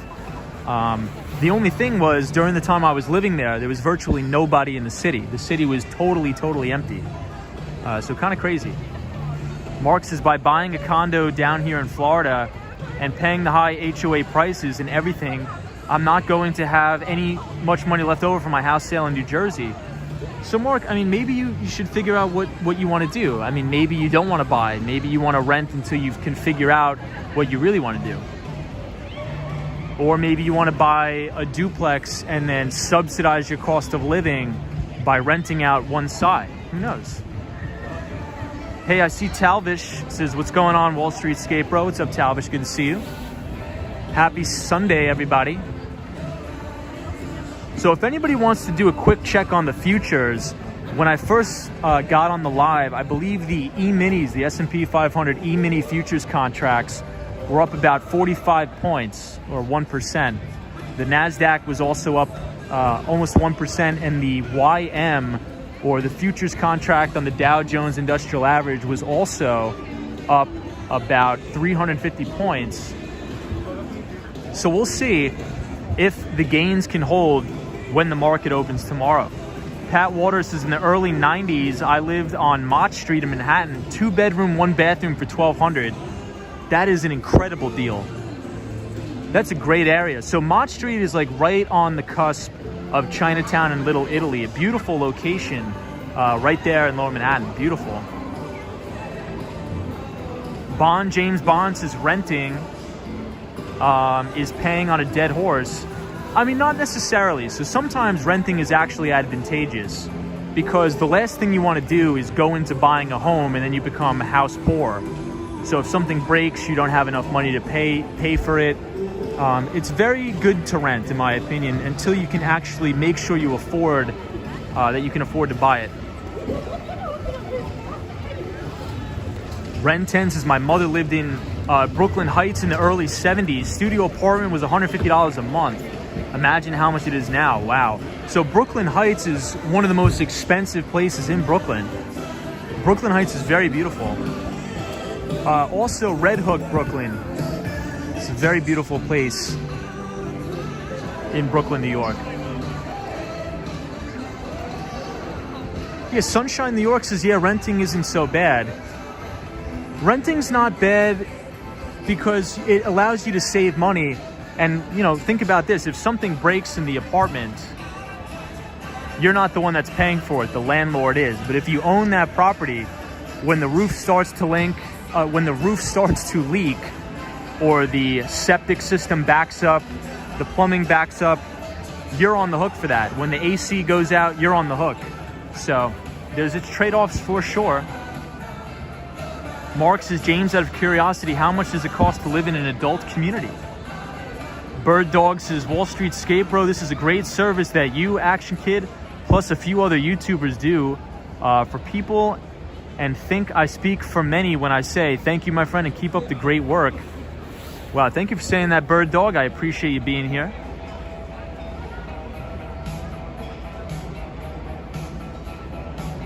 Hey, we got Lupe here. Long time no see, Lupe. Lupe is our moderator from Oklahoma. Haven't seen Lupe in a long time. Hope you had a great Thanksgiving. But it's back to work on Monday. Oh, check it out, everybody. It's so dead here. It looks very peaceful.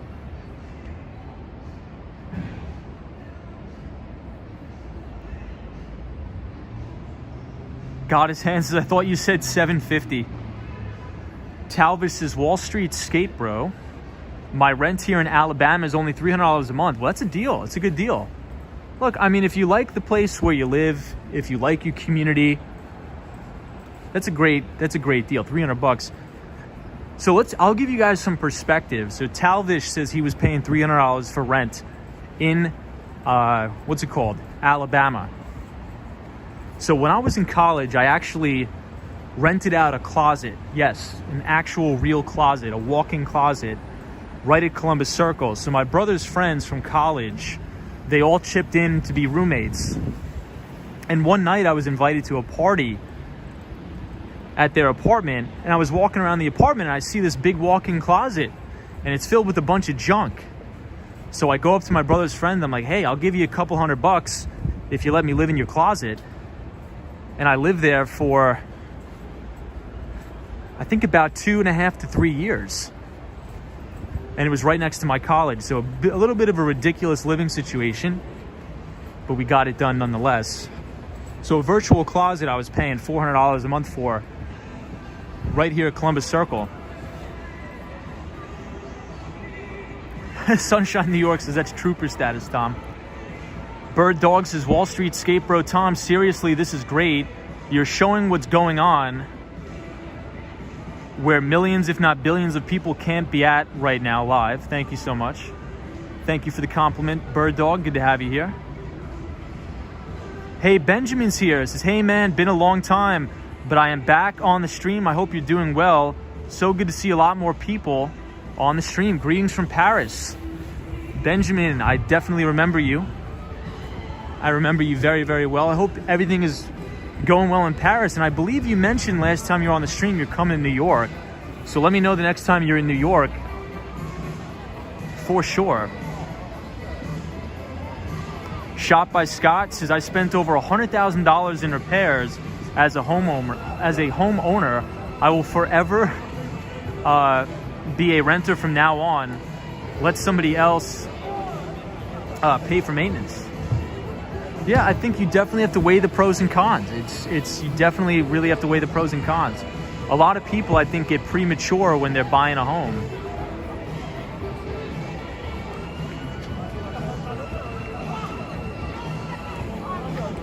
Hey, I see Warren here. How are you? Luke Williams says, if you know anyone with a closet for rent in New York City, let me know.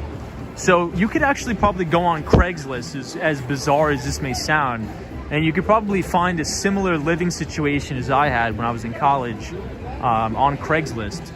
Granted, you're probably going to live with a lot of sketchy people, but if you can, try to parlay it where you're living with people I think it's going to be a little bit better. Hunter Butler's here once again, says, hey Tom, nice to see you. Good to see you, Hunter. So I'll give you guys one more view of the Empire State Building from Bryant Park, Winter Village, and then we will head uptown to Radio City Music Hall. James Davidson says, for my age, a gated community is the way to go, says James. Nana's here, says chat buddies. Photos from around New York says, living with a roommate is the norm in New York City, and renting a room can drop your rent down $1,000. Yeah, it's definitely the norm here. Andrew Lee is joining us from Queens. Says Andrew Lee, what is up from Queens? Good to have you here, Andrew Lee. Christian Hansen says, survival situation must be a minimalist. Benjamin says, yes, hopefully in 2022, I would love to come to New York City for the holidays and spend Christmas here. In your opinion, as a New Yorker and not a tourist, what is the best time of year to come here? In my opinion, I really like the summer just because I really, really like it hot. I don't really like it cold. So I would come here right around May 25th, right at the beginning of summer. I think you're probably going to enjoy it a little bit more. But if you like the cold, I would say probably right around this time is the best time because it's not too cold. Like, you're not going to be shivering, right? So right around late October, anywhere from October, November. But in my personal opinion, I like it hot. So I would definitely maybe come around May.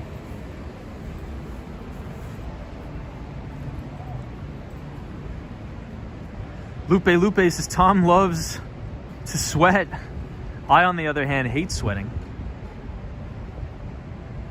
Greetings from Queens as well. People are leaving New York these days. So I think people are coming back. There's some people that are coming back. Office workers are coming back, which is a good sign. I can definitely tell you guys with absolute certainty that during the height of the pandemic, there was virtually nobody in the city. And I mean nobody, because I was living here. I was living right on Central Park South. That guy was creepy. Walk right in my face. I used to live right here in the city, and there was virtually nobody. And now it's like a totally different ballgame. There's so many people here, and I've noticed a lot more tourists, which is very good. So I can say conclusively that things are coming back.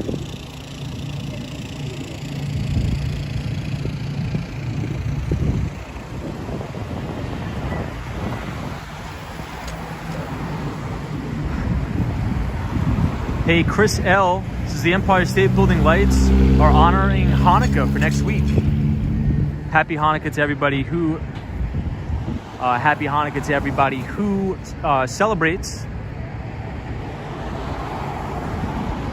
Cosmo Scary says ever since September it feels like the city has been fully back. I would say so. The only thing, Cosmo, that I would say that it's not fully back yet is because when I used to go on my lunch breaks before the pandemic, any restaurant you went into Midtown was so packed. But now on lunch, when you like right around 1 o'clock, 2 o'clock in the afternoon in Midtown, the stores are still, I wouldn't say empty, but they're not as packed as they were pre-pandemic. But it's definitely almost all back. Poon Adams says goodnight. Penelope says Tennesseans were like nothing is happening. Georgie says, do you think there is an upcoming market crash? I don't think in the foreseeable future, but at one point, when the Federal Reserve can no longer control the markets, I think this thing will definitely all come unraveled. But I think the biggest thing to look for when a lot of people talk about a big equities or stock market sell-off, everybody is looking at the stock market to predict the stock market crash. And that's not where you want to look. You want to look at the bond market. So by and large, when you're going to see big equities declines, you're going to see the yield on that 10-year yield, or on that 10-year treasury note spike uncontrollably. And last week, when we had that big Black Friday crash, right before the weekend, I believe major indices were down about 2%. You didn't see that big of a movement in the bond market. You only saw the 10-year treasury yield actually come down a little bit, which is actually stock market positive. So which tells me that this dip will probably be bought.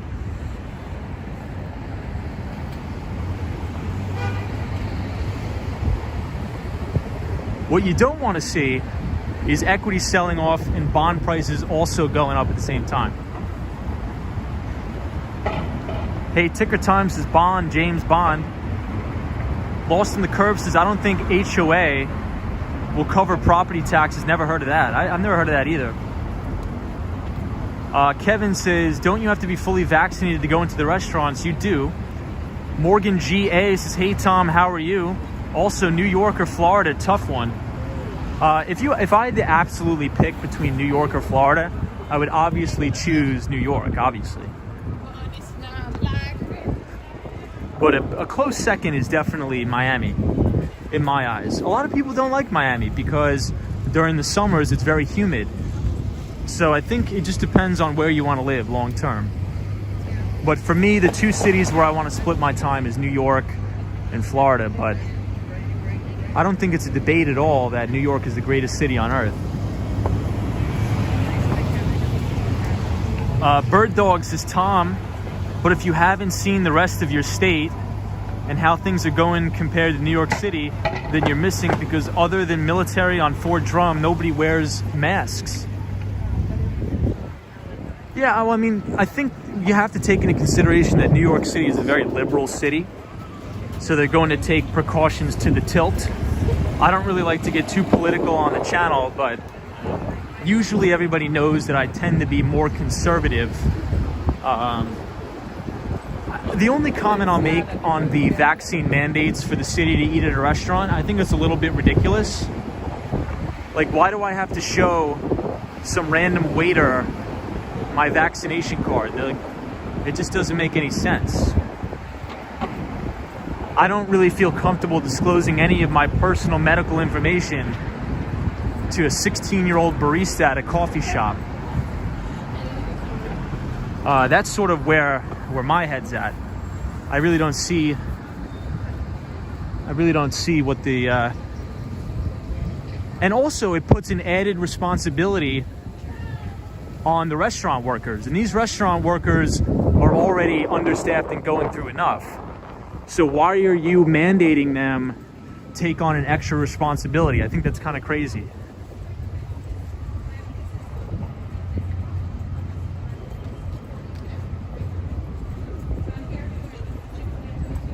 And this is coming from a person that's fully vaccinated, by the way. I'm not an anti-vaxxer by any stretch. I actually probably got the vaccine before most anybody here due to my autoimmune condition. But when it comes down to I'm going into a coffee shop and I want to buy a cup of coffee and I have to show this 16-year-old barista my vaccination card and my ID, I think it's just a little bit of, I just think it's a little bit crazy and kind of nuts. But then again, you know, I always do it. I don't want to, it's not like, you know, it's de Blasio who's doing it. It's not the people that work at the restaurant.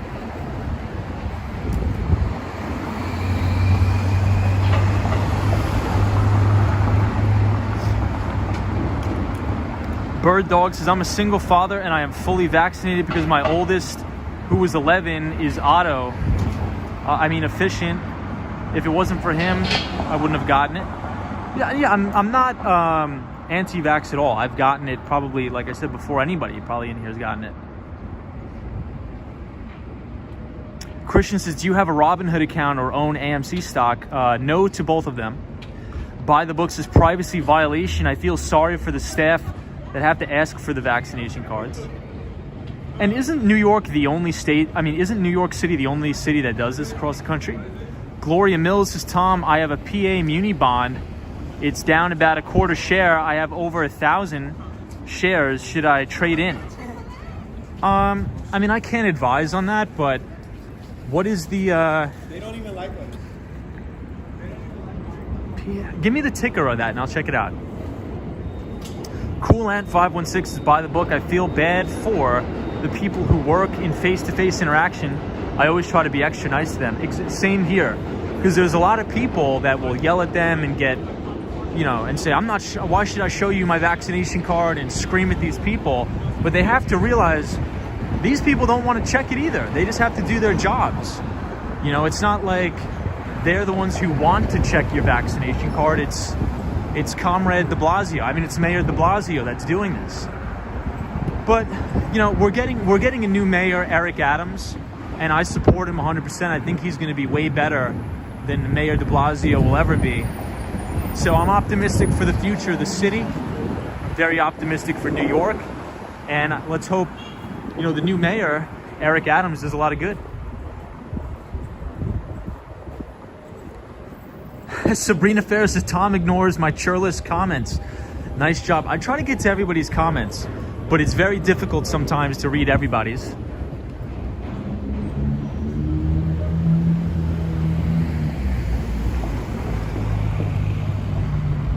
Mark says, Tom, thank you for this channel, because not only do you get to see the scenery, but learn a lot about investment properties as well.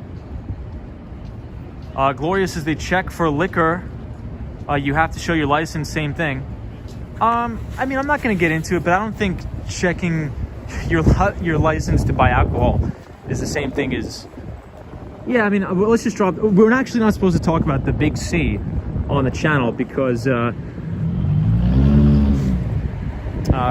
YouTube will demonetize, guys, take us down. Joel NC says, I think New York City was hit so hard last year, they're trying to prevent more illness from spreading, especially with the new variant too.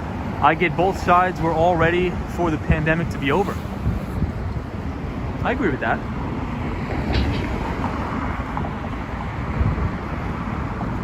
Bird Dog says, Tom, optimism is a great thing, but let us not forget our children need to be full vaccines. No, I get it, but I can't really comment on that. Hey, the Mighty Bull is here. What's going on? Aquamarine Blue says, Tom, you're great at this.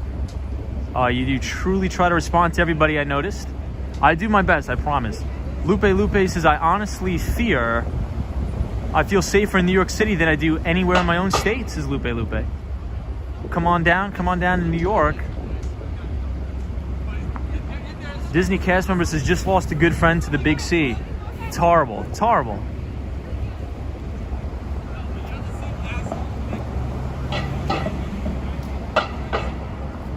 All-Star Eagle says, did you see the Thanksgiving Day parade? I did. But I was watching it via Action Kids stream.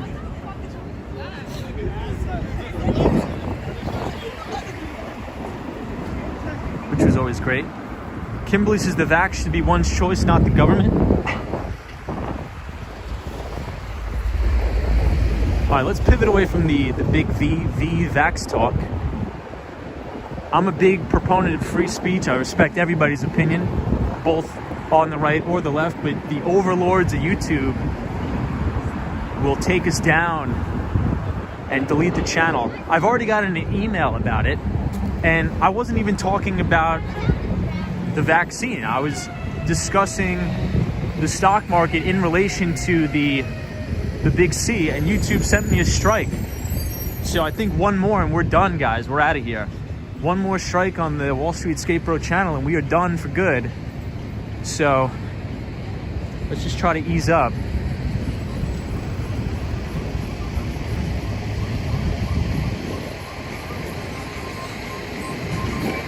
So we are at West 49th Street, 6th Avenue, Avenue of the Americas.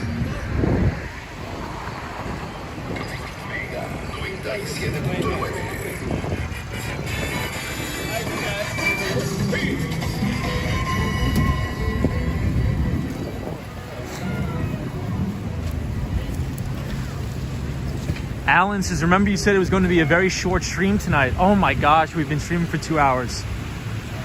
That's all right. That's all right. Benjamin says, I was wondering, how is Wall Street reacting to the fact that now with crypto, almost anyone can be a trader? Do they not care? I don't think that really has anything to do with it. I don't think there's any relation there. That's, I guess, how I would answer the question. Bird Dog says, Tom, never give up, my friend, is what I was saying earlier. And if you were to get removed, you can always open up another channel and you will have the followers. Appreciate that. Hey, JD Fisher's here. What's up, JD? Good to see you as always. Andre is his favorite restaurant in New York, Becco. T and Me TV says, hi, Tom. Just tuned in from Nashville. No more strikes. We need you and your channel to learn and chill. T and Me TV, thank you so much for being here.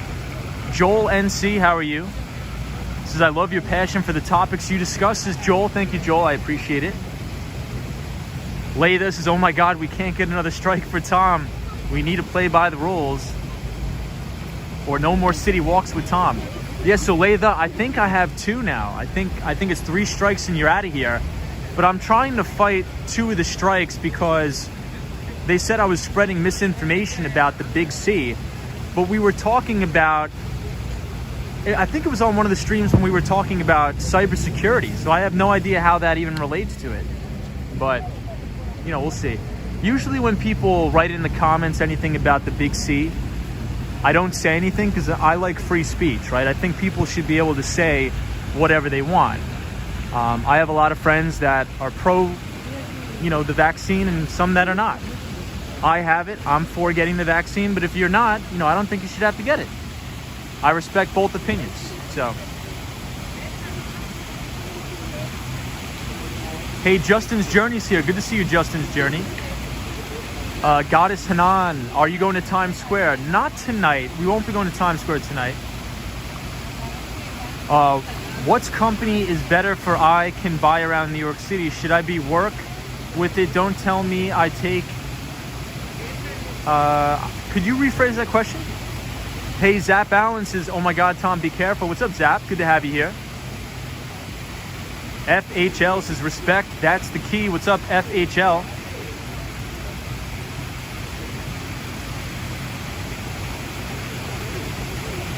Yes, sunshine after rain. We are headed to Central Park. We just have to walk straight up this block here. Lady O says, please don't forget to hit the like button. Appreciate that, Lady O. So everybody, the topic for tonight's stream, we were talking about the real estate market and how rents, by and large, across the United States have gone up anywhere between 13 to 15%. And one of the two reasons for that is mainly because of the rental forbearance. So once the eviction moratoriums were lifted, by and large, across the United States, landlords were trying to make up for lost rent. So they are raising the rents across the board to try to make up for lost rent from the pandemic. But what I think more so that has to do with it, that wasn't in the article, and we talk about this ad nauseum, is the Federal Reserve. So ever since the COVID pandemic, ever since the big stock market and real estate mini crash that happened, the Federal Reserve has got into the market buying billions of dollars in mortgage-backed securities, billions of dollars in treasuries to stimulate the market. And artificially low interest rates have been encouraging people to buy homes, thus forcing up the price for everybody.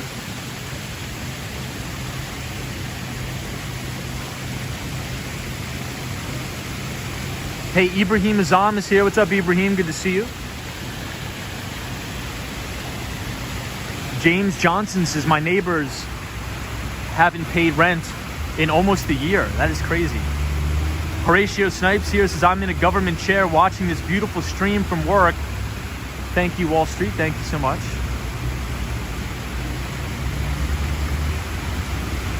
Nicholas says, what are your thoughts on alternative financing, aka investing money into high liquid assets that have high demand? So Nicholas, could you give me an example of that?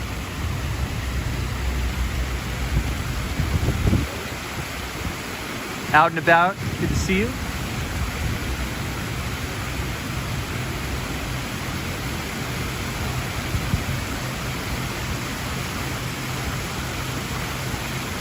David says, what hobbies do you have other than skateboarding? I played soccer in college, so I'm a big soccer player. James Bond says, Apple made me a multi-millionaire. That's awesome, James. Congratulations on that. That's fantastic. I love hearing things like that. Southern Sass says, this is beautiful watching here in Louisiana. Hey, hopefully the hurricane that just passed didn't affect you too much. So hopefully you're safe, and thank you for joining. Joel NC says, what's your favorite attraction in New York? So not really attraction, but my favorite place in New York is probably Central Park. My favorite building in New York is the Seagram building. Nana says, buy medical tech and insurances, Nana.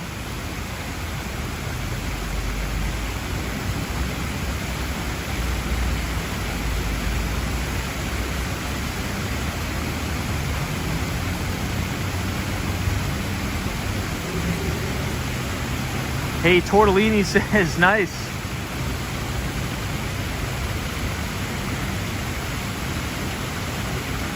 All right, so we'll continue to walk up here.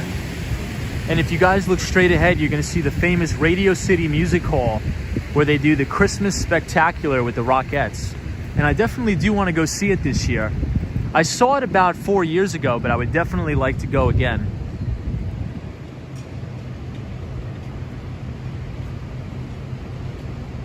Hey, we see Terry Docker here. Says great spot to shoot your own music video live from outside Radio City Music Hall. What's up, Terry? Trucks in History says happy holidays. Thank you for that walk. Thank you for being here. Hopefully you enjoyed it. Sal Mendez says Messi the GOAT. Leo Messi. I think maybe Cristiano Ronaldo has him beat a little bit. We'll see. So these are the very big candy canes here. It's right outside.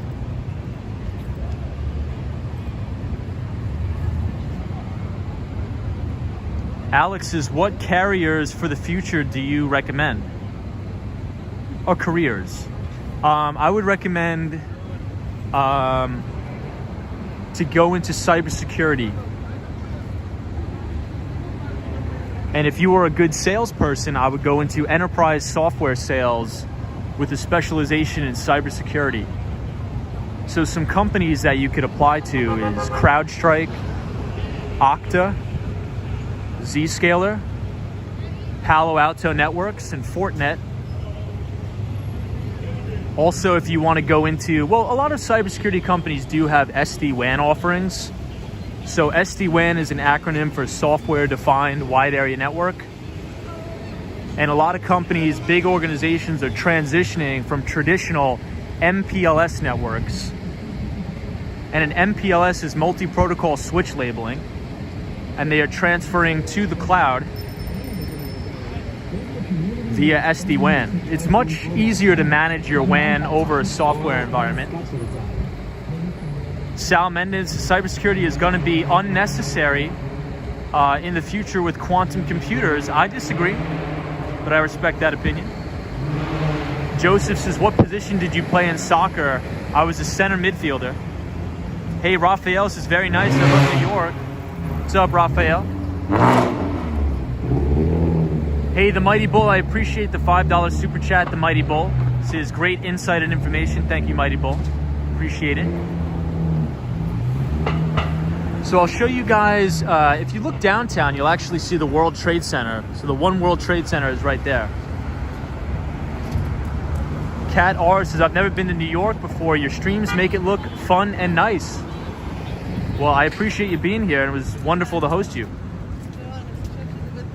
Mark, what's going on? James says, the university that is a football rival to my university offers a BS in cybersecurity. Very cool. Yeah, I think careers from the future, if you're still in college, I would definitely suggest you major in some sort of STEM field, especially with the cost of education rising, mainly because of the government. The government is the main reason why college is so expensive. Judging by that, or based upon that, you should probably go into some sort of STEM field.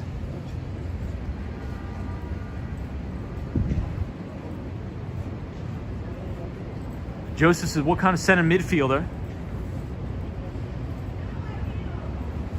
Harry Kane. Horatio Snipes says, John Jay's cybersecurity program good. I think this, do they have a cybersecurity program? I'm not sure if they do.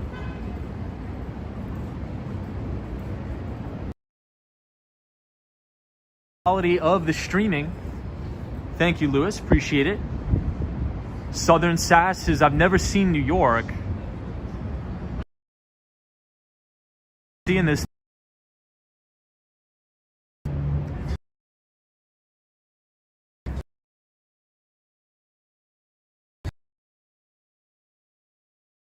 To see you as always. Hope you're well. So everybody, we are going to walk up, and to the left you'll be able to see the Rockefeller Center Christmas tree. Hey, Arsenal fan 13 says, hi Tom, showing love from Maryland. Just went to New York City a month ago and hope to come back in January. Awesome, dude. Arsenal fan 13. Thank you for watching.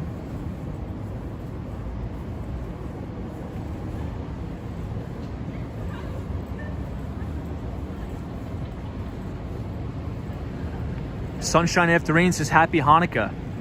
Happy Hanukkah to all of our Jewish viewers out there. May you have a very peaceful and safe holiday. Lewis says, I'm a new subscriber. Thank you for subscribing to the channel, Lewis. I appreciate it. FHL says, hopefully the Northeast will have a mild winter this year. We can only hope. Nicholas says, Tom, so you think buying future receivables of small business with a high buyback rate in exchange for quick cash is ethical? Nicholas says, Tom, so you think buying the future receivables of small business with a high buyback rate is ethical?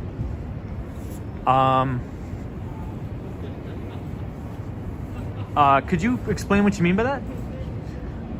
Waldo says yes, hoping for a milder winter.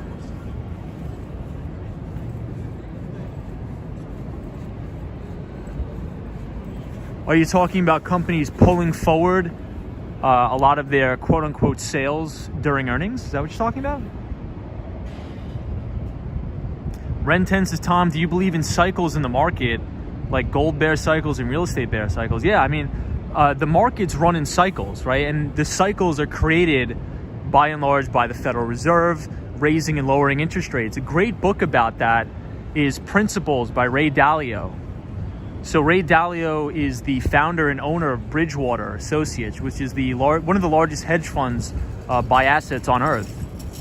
So if you want to learn all about market cycles, you should definitely pick up Ray Dalio's book called Principles.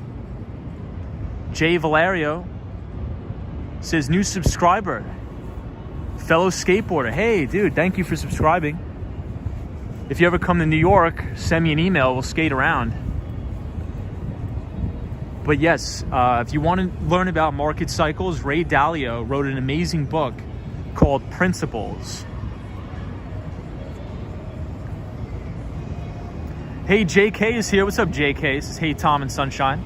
Sunshine New York says, I'm back, so pretty. So this is the main Rockefeller Center Christmas tree. Waldo says, any recommendations for hotels that are decent in Times Square or the Upper East Side? So Waldo, I'll actually go out on a limb and suggest something a little bit different for you. I would highly suggest maybe you check out an Airbnb, because there's actually some pretty good deals on Airbnb.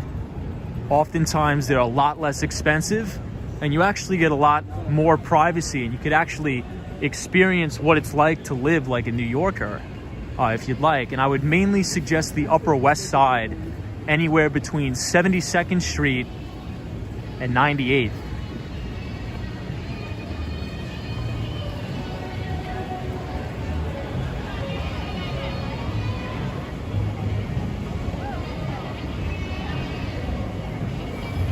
James says the Upper East Side is largely residential. That is true. Ren 10 says, Tom, what do you think about Cloudflare? So Cloudflare, I believe their ticker symbol is NET for Cloudflare. It is a great business. I do think that their valuation is a little bit frothy. I know a lot of my buddies in the hedge fund business do have sizable positions in that company, but I personally don't. But that is another very high growth stock, right, with a very high PE. So the only thing you have to watch out for those very high growth stocks is that in an environment when interest rates are rising, a lot of the times the first stocks to sell off will be those extremely high valuation growth stock, those tech companies. And the reason for that is because these tech companies, their earnings are priced out into the future. So when interest rates go up, their earnings are now worth less in the future.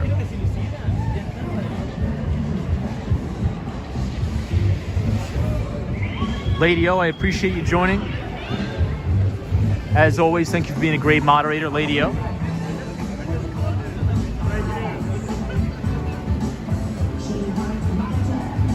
Nicholas says, don't do Airbnb or a hotel. Check out Sonder. It's a crossover between Airbnb and a hotel. It's essentially an Airbnb without having to deal with the owner's filth. Interesting.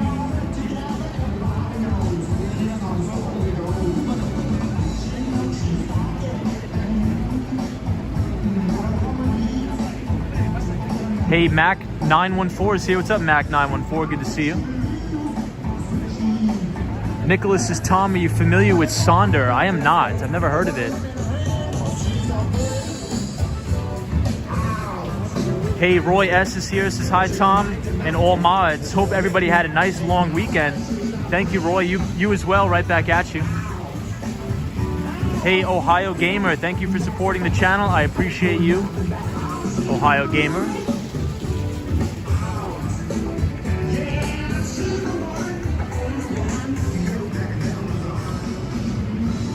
Joel NC says, you stay so busy. Do you watch much TV?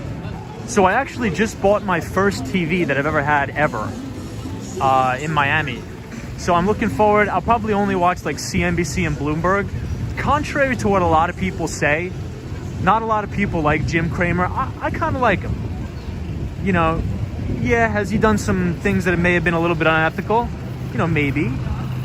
But I think he's a good personality. And so sometimes I like to watch Mad Money, but I never really watch that show at all because I don't have a TV or a means to watch it, but sometimes I'll watch it just for a laugh.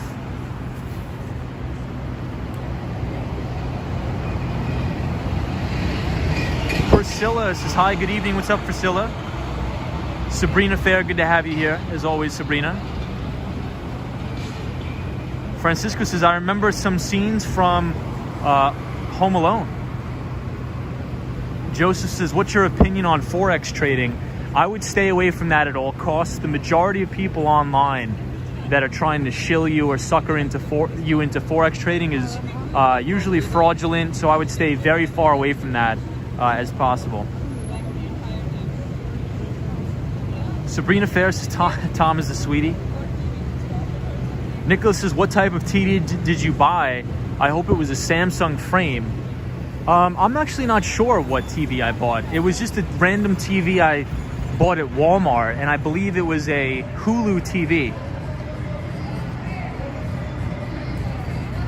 Jim Martin says that music may get you copyrighted. So usually I get copyrighted on every single stream, but I'm not, it doesn't bother me.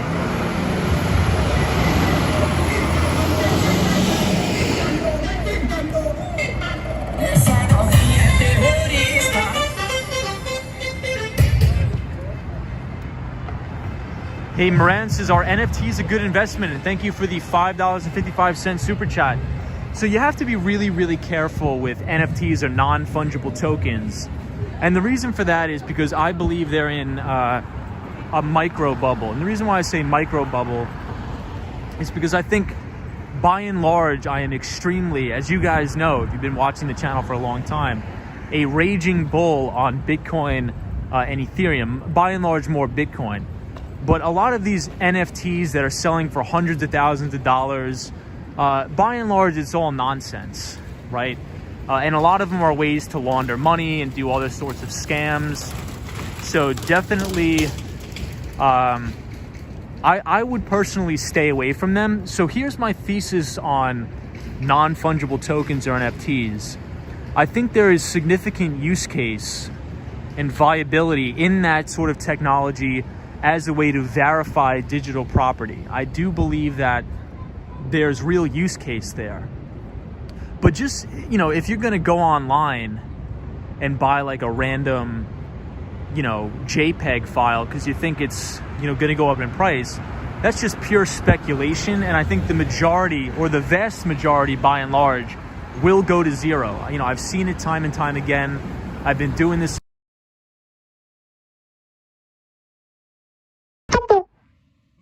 Sorry, everybody. I have somebody calling me right now, so the screen may go jittery a little bit. But I've been doing this a long time, and this reminds me very much like what happened during the 2017 altcoin boom, where everybody was buying alternative cryptocurrencies, in which case the majority of them went to zero. So I think they will run its cycle, but me personally, I would steer clear of them. Me personally. Unless you have some sort of viable use case, like if you're an artist and you're trying to sell your artwork and you know, verify the ownership. I think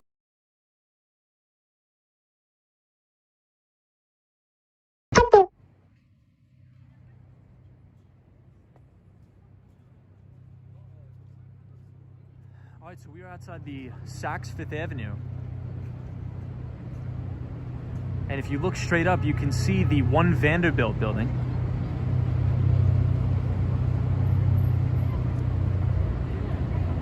Bird Dog says Wall Street Skate Bro. Have a good night, my friend. I am going to play some Gears. I'm glad I stumbled across this channel after Action Kids. Never quit. Thank you, Bird Dog. I appreciate that.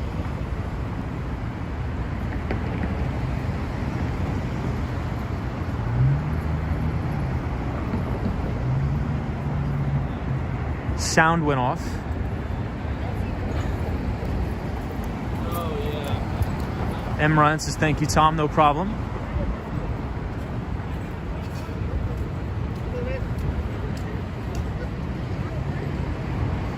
Hey, Valentina says, I'm going to sleep. Have a good night. Tom and community, Valentina, hope you had a great weekend and good luck to the week ahead. It's going to be a very, very busy week as everybody gets back to work.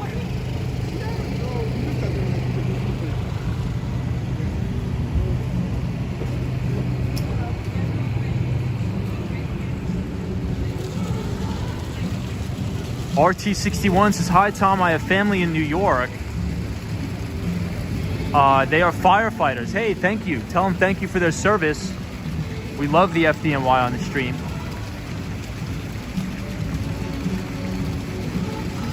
Gabby says it's bugging. What a pity. Yeah, so usually I get a call from this client around the same time at almost midnight. So excuse the buffering. Ibrahim Azam says, I have to go back to school tomorrow, back to being busy. Well, Ibrahim, I guess you could look forward to your winter break. Daniel G says, hi, Tom. What's up, Daniel? We are here at Rockefeller Center. P.S. The first one says, beautiful videos. Thank you so much. Saludos from Uruguay. P.S. The first one says, awesome video. Thank you. Nicholas says, Tom, do you have a preferred bagel spot? I don't think I've ever heard you talk about bagels on the channel. Well, Nicholas, yes, my favorite bagel spot ever is downtown near Hanover Square, and it's called Leo's Bagels. Leo's Bagels, Hanover Square, right off of Wall Street by the Deutsche Bank. I actually used to work down there for many years. That is by far the best bagel spot in all of New York City. Non-negotiable, Leo's Bagels. Parag says, how are you? I am very good. Ibrahim Azam says, you're right, I have winter break that last 2 weeks. So Ibrahim, hang in there, my friend. Cosmo Scary says, I gotta try those bagels. Cosmo, that's the best place that I've been to. So Google Leo's Bagels. It's only open till 3 p.m. I think, but it's right there in Hanover Square.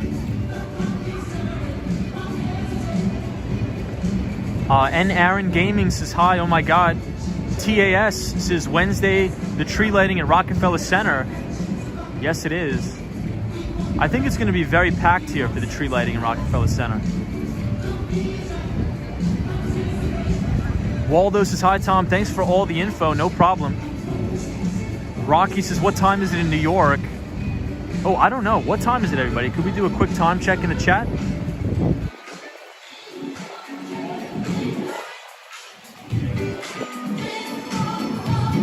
Mike's retired, so nothing pressing to do. So I'm up most of the night. Very cool.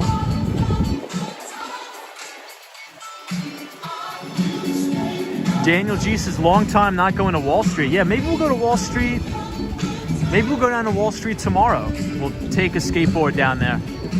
Gabby says, how old are you? I just turned 26. 26. Sarah G says 11:22. Oh, Maron, we got to get the train, guys. I'm going to miss the train. I got to head down. So we have to cut it short. We were going to go to Central Park, but maybe we'll do that tomorrow when we have the skateboard. But I got to get back to the train.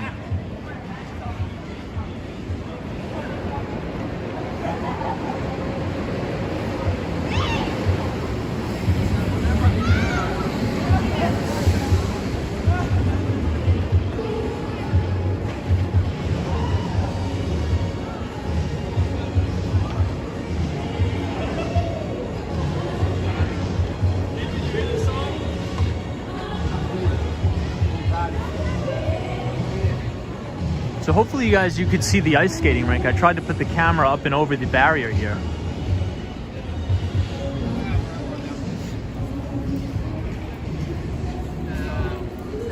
Mike's is 26. I almost have t-shirts that old. Oh my God.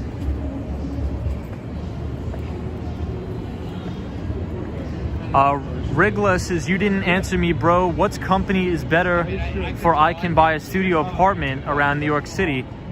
Yeah, I'm not sure what you're going to have to rewrite that. I apologize, but I don't understand what you're saying. What company is better for I can buy a studio apartment? Like, what company can you buy a studio apartment from? Around New York City, outside, I can do with it no expense. I mean, I'm going to try to answer your question as best as possible, but I really don't know how to answer that one. I'm not sure what. Do you mean what real estate agencies can you purchase studio apartments from in New York City? I think the largest one here is the Corcoran Group that could help you find a studio apartment, but not expensive. It's probably going to be around $500,000 for the cheapest one, to be honest.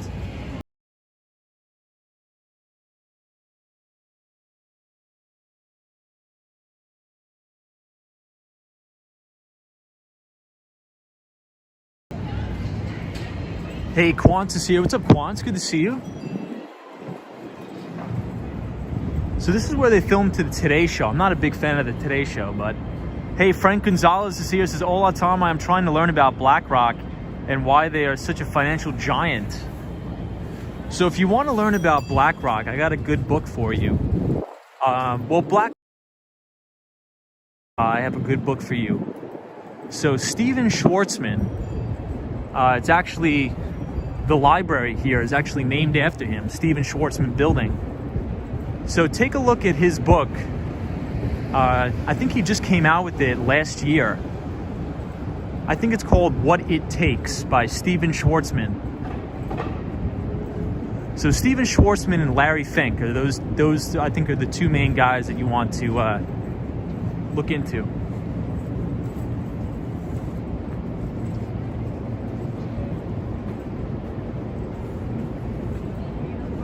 Gloria Mills is here. What's up, Gloria Mills?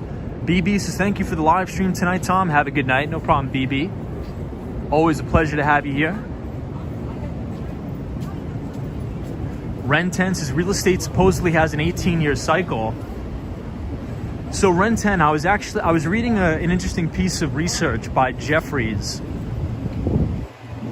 And they said for every percentage point that the interest rate goes up, real estate prices tend to drop 8 to 10%, which is crazy. And we are at bottom of the barrel interest rates right now.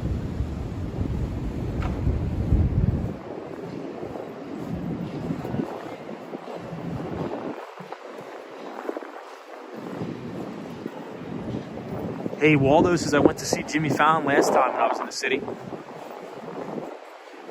Very cool. All right, we're gonna have to pick up the step here, guys. I don't want to miss the train. We'll try to walk.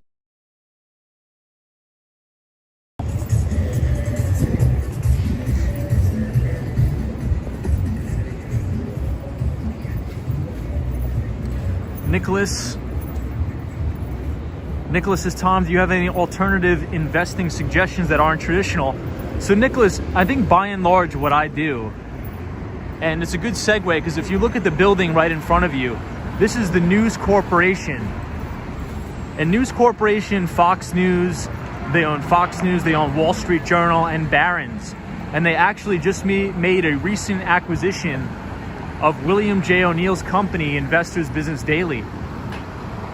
And they acquired them for about $250 million.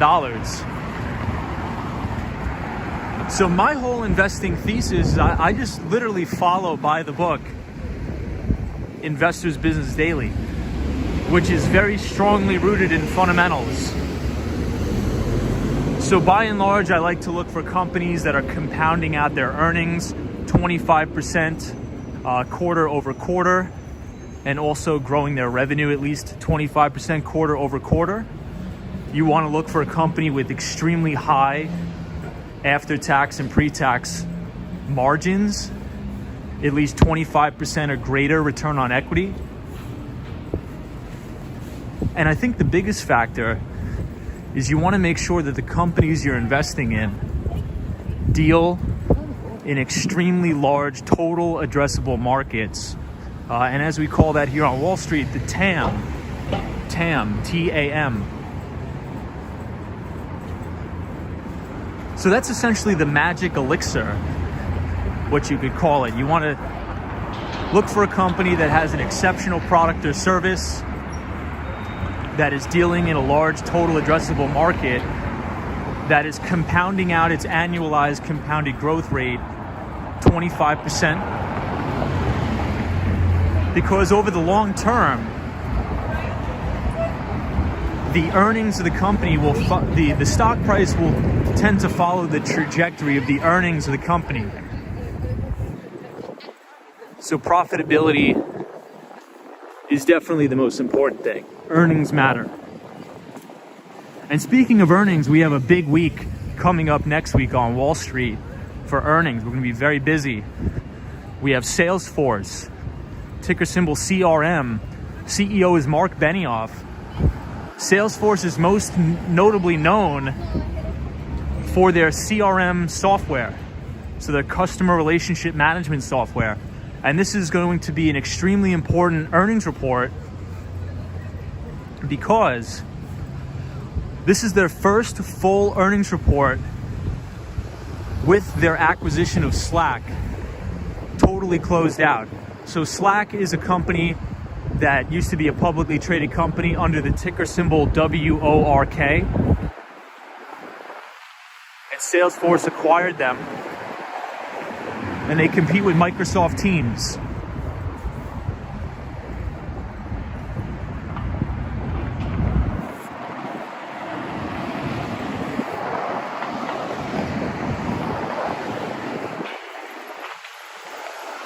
All right, I think we'll just make the trade.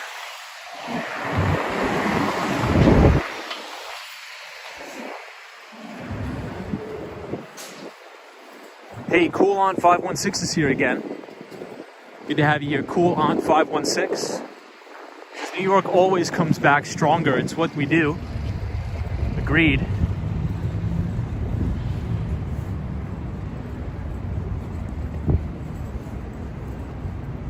Waldos is looking like there'll be shutdowns.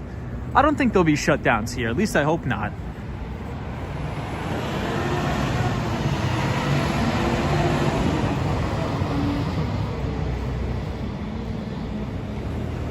James Johnson says, I hate using Teams meetings. I like Zoom. You know, I'm actually the opposite. I kind of like Microsoft Teams. That's the usually the tool I use the most. I probably use Teams the most, and then Slack secondly. So speaking of Salesforce, this is Salesforce Tower right in front of us.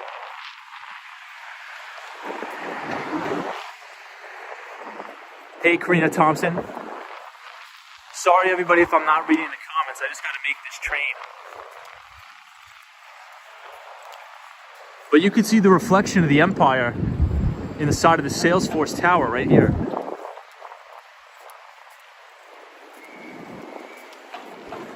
And then you can see the actual real Empire State Building right here. Hey, Gabby says, I'm going to go night. Everybody, Gabby, thank you for being here. It was a pleasure talking to you. Caddy says, would not be surprised by more lockdowns. Sunshine After Rain says, Team SaaS, bro. Yeah, so SaaS is an acronym for Software as a Service. But speaking of cybersecurity, this is going to be a big week on Wall Street for cybersecurity companies. I think Zscaler and Okta are reporting earnings. So Zscaler is probably the leader, in my opinion, for cybersecurity software as a service.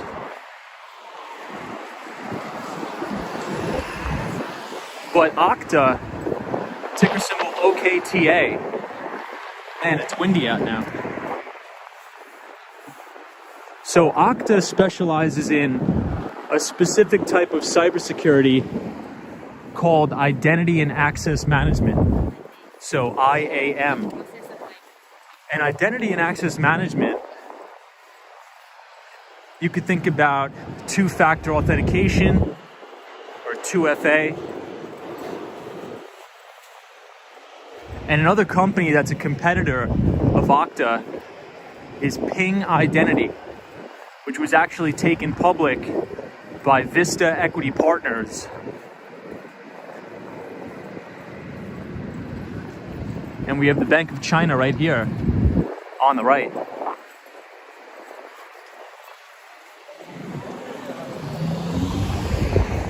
Hey, QBiz is here. Says, what's up? Super late to the party. No problem, QBiz. We got to hustle to the train. I don't want to miss the train.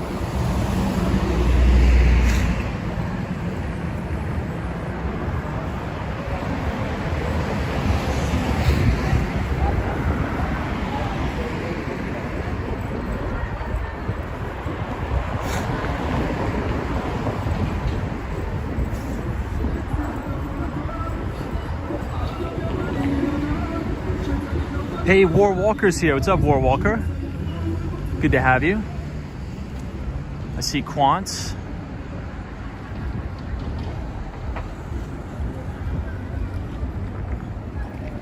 Hey, Lights has found your channel today and just subscribed. Hello from Utah. Light, welcome everybody from Utah. Appreciate it.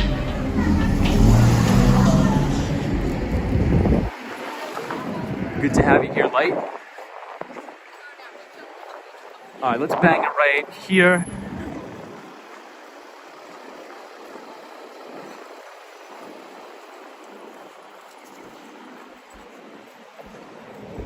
So straight ahead to the right, I just ate at this soup place tonight. Probably the best soup place in New York City. I'll show you guys real quick. But then we really got to go.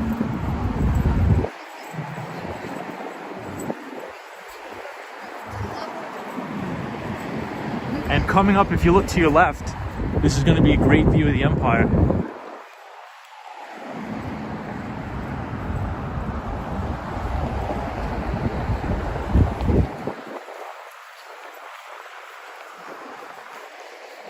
I think I have about 10 minutes to get the train. All right, so the soup place is right here on the right. Right here.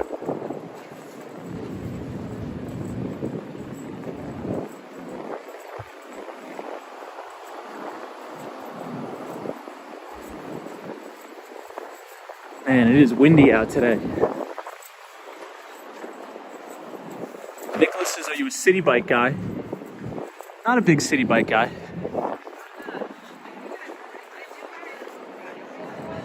All right, you'll be able to see the Empire State Building in 5, 4, 3,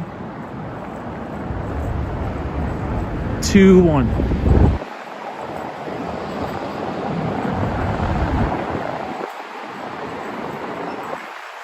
The scaffolding sort of destroyed the view.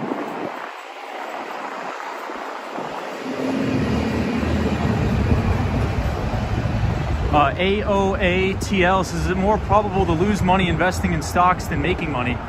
Yeah, it's more probable to lose money, yeah. Absolutely. Because the majority of people buy companies and businesses that are not profitable and that aren't earning any free cash flow. So that's why there's a great book by John Bogle or Jack Bogle. And Jack Bogle was the founder of the Vanguard Group. And he is the pioneer in indexing. So if you want to buy something sustainable, you can invest your money in a low-cost index fund that tracks one of the major indices.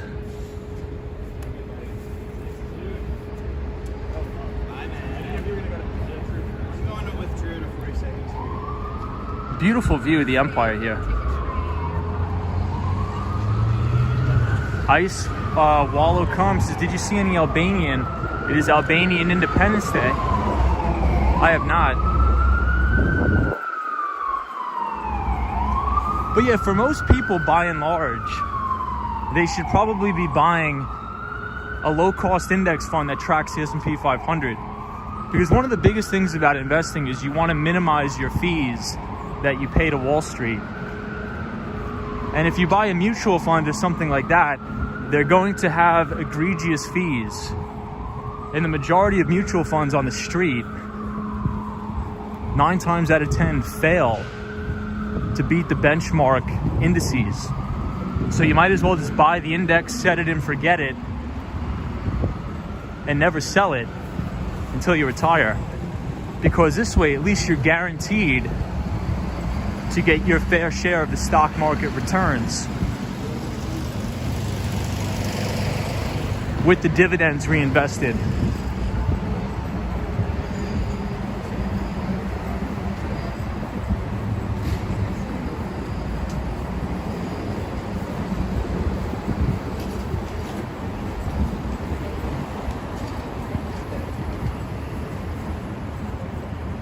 Hey, I see Jackie M.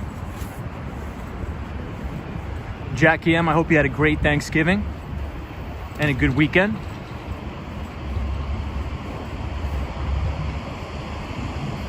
Marx is exactly what John Bogle said in his book.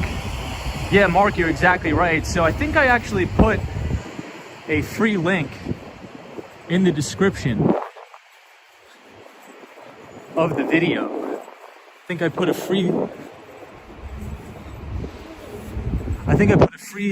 a link to a free audiobook called Common Sense Investing by John Bogle or Jack Bogle.